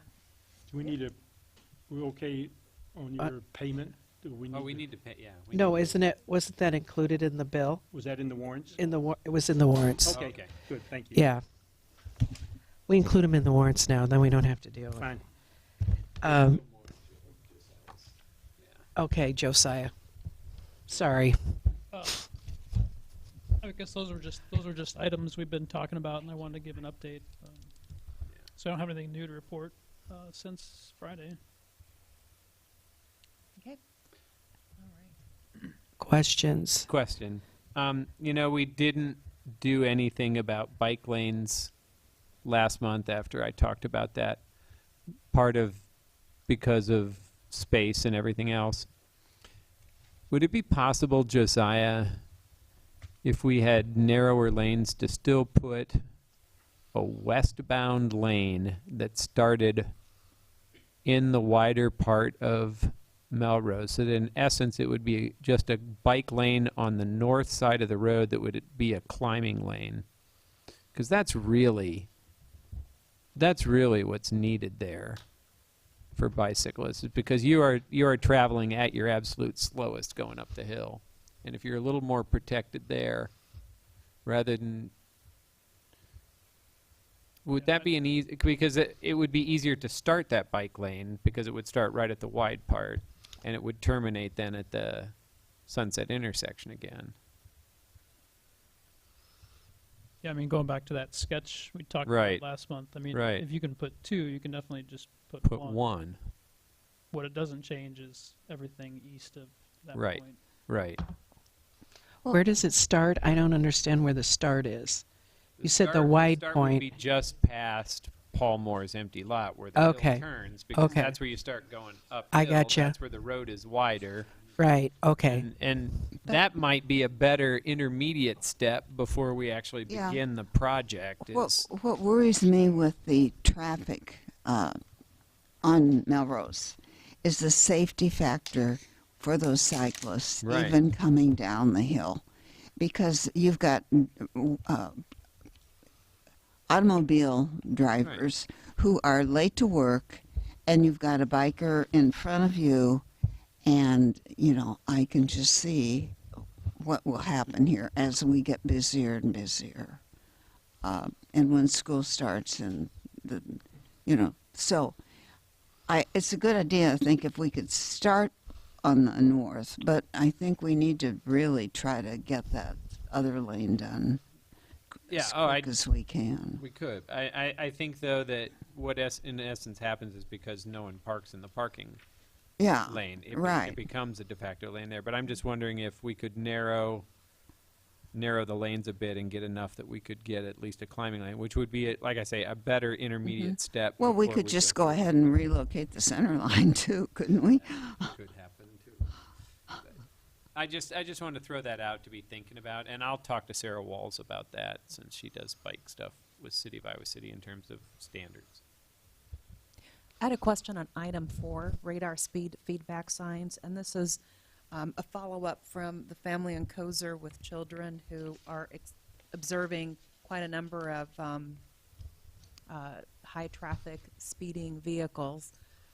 Josiah, I'd like to know, is there a secondary option other than $10,000 for a sign? I mean, can we lease one from an organization? Can we borrow one? Can we invest in a smaller piece of equipment that would give us the same output? Or what are some of the alternatives other than 10K? Yeah, there's other alternatives if you don't want to install the full sign. I'd like to see a portable sign. Take it wherever the next series of complaints are. See those trailers with, like, is it Iowa City? I know Johnson County has them. Basically, they just set it up and it shows your speed. Is that, I mean, is that the scope of? I think so, yeah. Something that would be portable, move it around. So I don't know if you can rent those or not. That's your question. I don't know the answer to that. Could you get us an answer so that we I can? thought we were looking into it. I'm sure that'll be more than 10K though. The trailers. I mean, they're more complex. There's larger too, so I'm not pretty- too yeah, sure. I'm not if they sure where would- that would go. They would fit. The only thing that came to my mind was just the speed sign, non-changes to the speed sign, but with the flashing yellow lights around the edges. Just you notice it more. It doesn't display your speed. I'd like to see a couple of other options. And I was having Josiah check on some type of signage. You know how they have photo enforced? They have maybe radar enforced because the police are going to run more radar there. And I think it's also good to mark it so that Visual cue. visual cue. And Josiah was going to look into that. But we did the the Streets and Sidewalks Committee did talk about looking into that portable, seeing if there's something you could rent or something that you don't have to purchase. Right. And we need to continue to look into that. Can I mention? Can I just, Please. Yeah, I sent the staff is now doing a thing where we're getting every block in the city for 3 hours, 2 or 3 hours in a shift. Not necessarily all at one time, but, you see like 2 cars up on Gulfview, but we're just spreading out the enforcement. And I think just letting us try stronger enforcement for a while might be worth it before we spend money on it. Just because I can personally say, I love the residents here, but many of the speeders on that street are residents going back and forth, so it doesn't take long to talk to those people. And then commuters going through, again, I would just say give the enforcement a while. But Does that answer your question, kind of? Yeah, it gives me a sense of where we've been with enforcement. So what's your action plan for implementing that?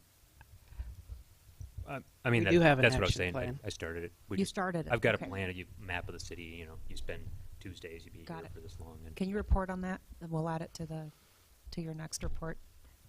like on its effectiveness, or what do you? Effectiveness. I'd rather not That's share the effectiveness. plan. No, not the plan, but your effectiveness with implementing. Yeah, I can do that. Sure. Right. And that'll help me figure out what Right. Josiah. And actually, we were kind of waiting to start the plan closer to when, in August when school. Yeah. When, And I'm low on cops right now, so When it got busy. it might not be in a month, but I think it will be more effective. All right, but that's still a priority. but yeah, it is a good question because we haven't shared Yeah. that. Now, I haven't seen any children out when I drive down. I was around the neighborhood, and there's definitely signage everywhere that. There's signage everywhere, but I don't see a child between Kosher and Melrose, and I go down there all the time. I haven't seen a child out I don't know, yet. but irrespective, I think one child getting hit by a car is. Well, not if they're in the yard and watched by their parents. Well, let's just go on to our report. The Good Neighbor Football Game Day Policy Report. Yep. Did you want to start with that? Yep, well, let's do that. Good Neighbor Football Game Day Policy was mailed out. I think everybody received it within 48 hours of it being shipped out. The Game Day Football equivalent on the wet homepage of the city has been posted. If residents have any questions on the which ordinances might apply, there's a nice listing of headers that provide you with a good orientation of which might be applicable. If there's any questions, email the clerk, and we will make sure that your question is circulated to the right people for an answer. Behind the scenes, there are a number of back office to-dos that Mayor Frum is helping to execute to make sure that we're on track with those.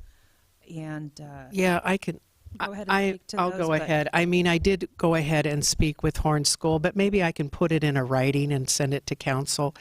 But I mean, I did speak to Horn School on how they do parking, and I think their parking is a good plan and how they do it, and they just charge $10, and I can go through that if you want.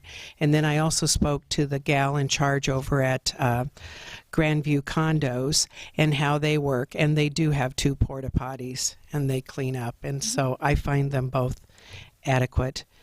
But we haven't discussed that together yet. No, we need to follow. And we up need to, on that, so. and I spoke a little bit to Chris just because I was speaking to him on other subjects. I said, we're going to sit together and talk, but I talked in general about sitting down and talking with some residents, landlords that have problem areas, before the first game.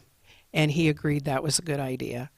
And we talked some about that. And let's see, what else have I worked on? I still need to follow up with the porta potty companies in that I've talked to them about their procedure, but I want to send something in an email or in a letter so that it's written in front of them about what we expect.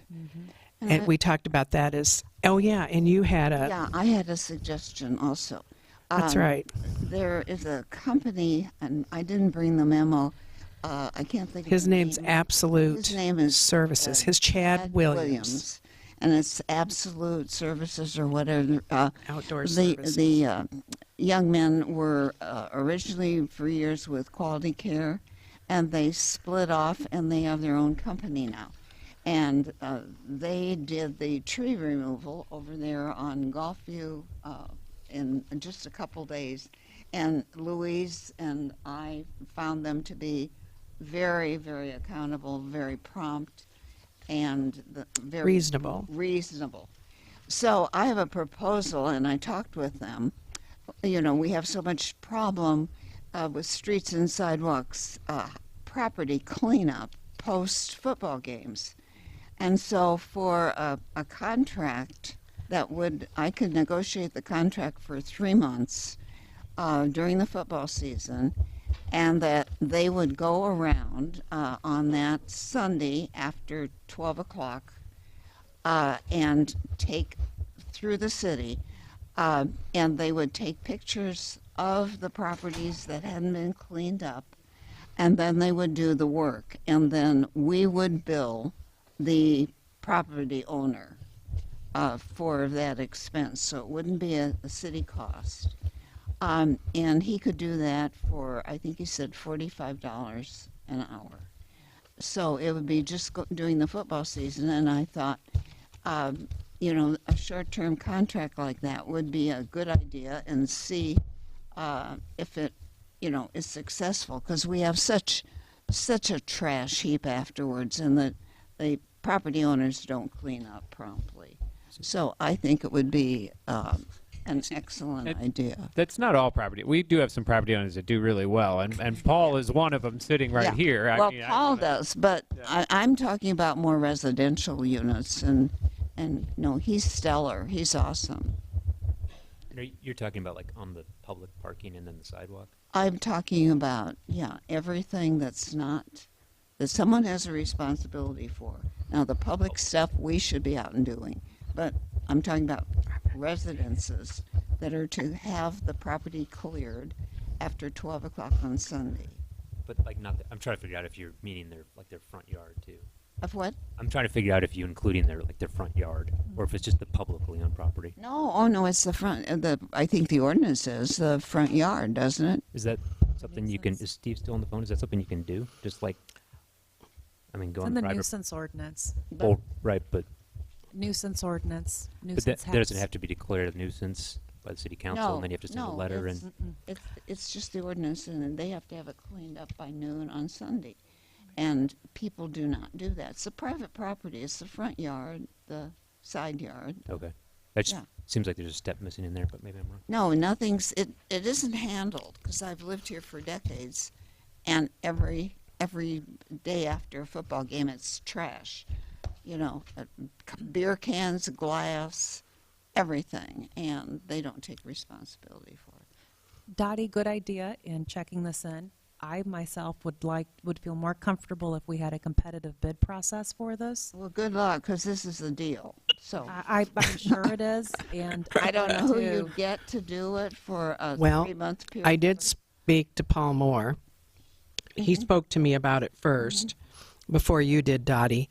And he had gotten the Mo Bros, you know, the Mo brothers, Yeah, the they've done business Brennan and, but all the children are grown now and going to college.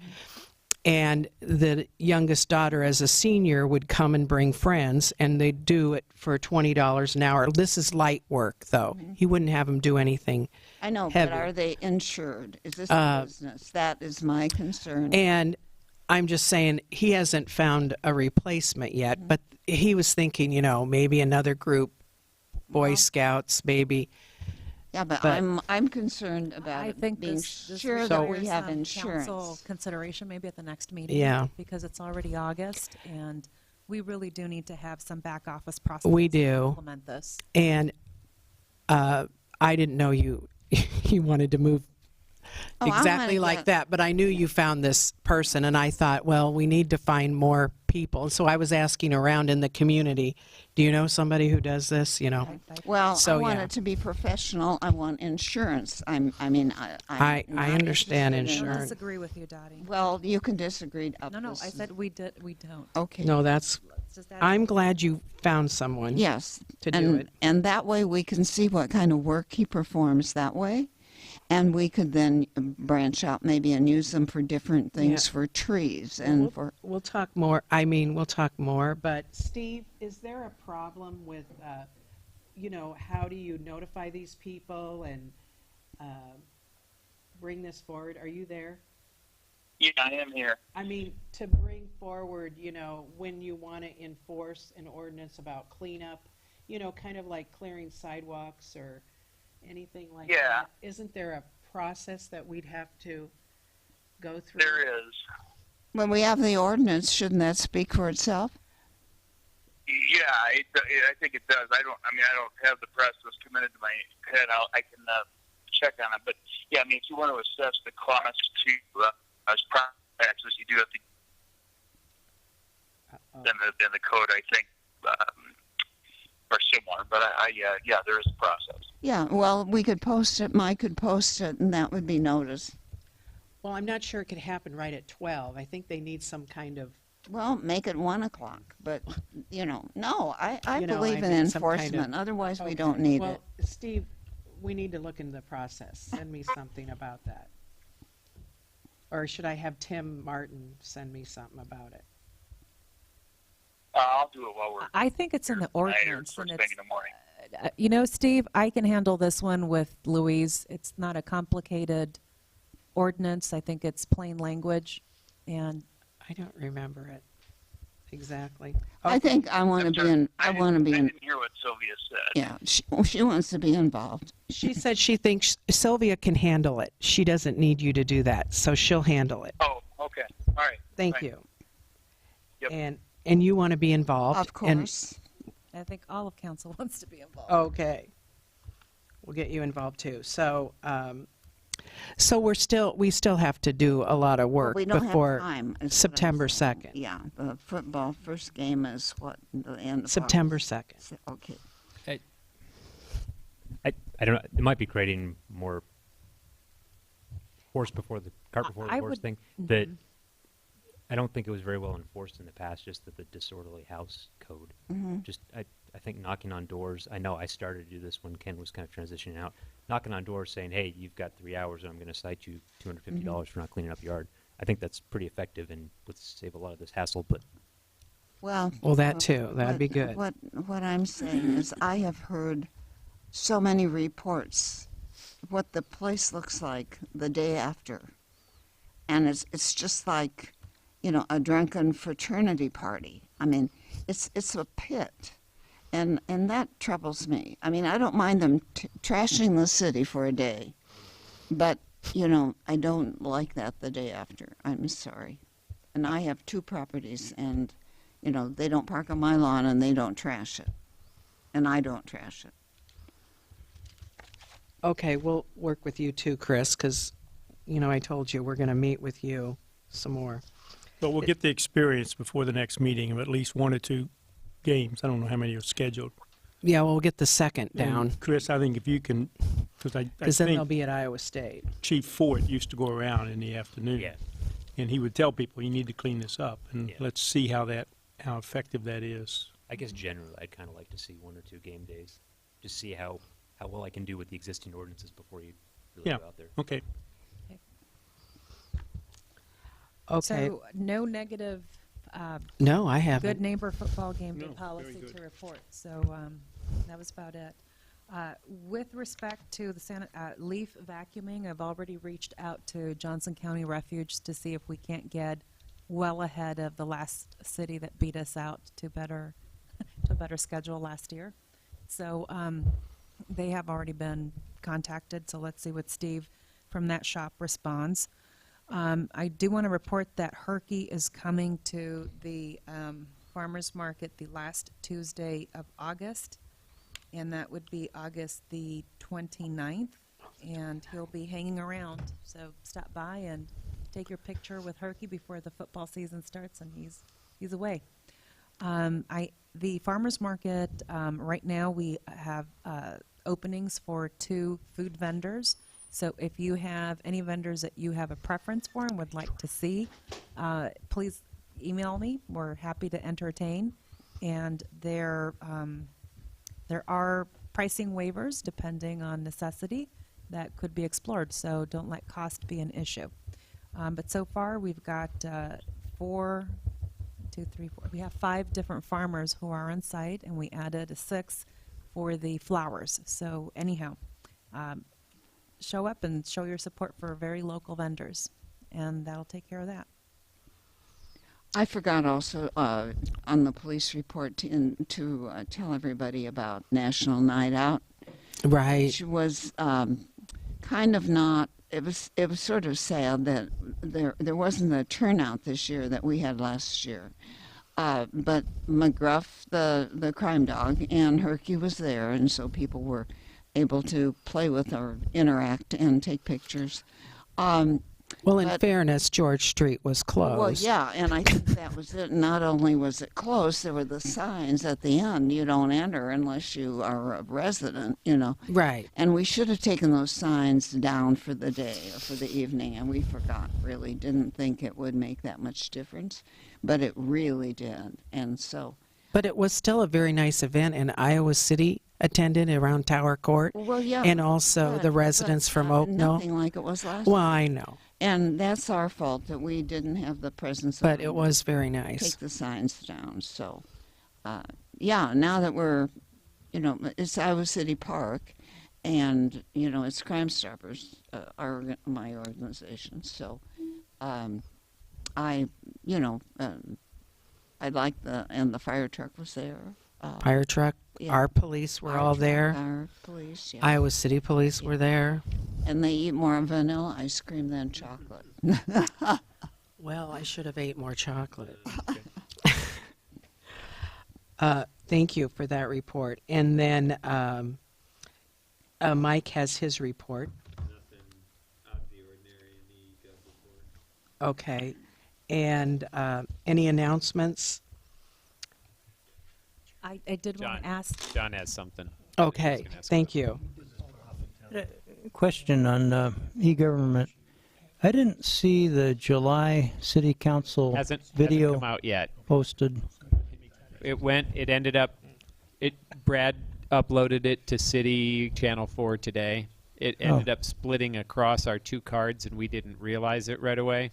So he had taken the one home to edit, and then it was across on the other one. So you'll get within the next 4 days, you're going to get the July regular meeting, you're going to get the MPO JC meeting that was here, and you'll probably get the August meeting. Oh, so wow. you can binge watch all of our all of our meetings, but that's it split across, and we hadn't realized that had happened. So. But just so the general idea is that the turnaround normally will happen Normal pretty turnaround quick. happens roughly a week at the outer limit. Good. So yeah. Good deal. Yeah. Okay, thank you. And I'm glad to know that, yes. Yeah, I'm sorry, I had to take care of an emergency. Oh, but Came back, but I'd like Pat Bauer covered that for you. can't possibly cover He totally did. He totally did. You're kidding. He did a great job. Thank you very much. He did a great job I would just covering. like to cast my vote for Chris Long. Oh, okay. Very good, because we were kind of waiting for you, and then we... And I trust Pat. And then... No, he talked about the other. He talked about the vision. Oh, I thought you were, yeah. But I knew you wanted to cast your vote for Chris. I knew that was important. And then... No, But you now have marked it. And I'm sure you want to consider the third consideration of ordinance number 206, amending to add dead ash trees. Absolutely.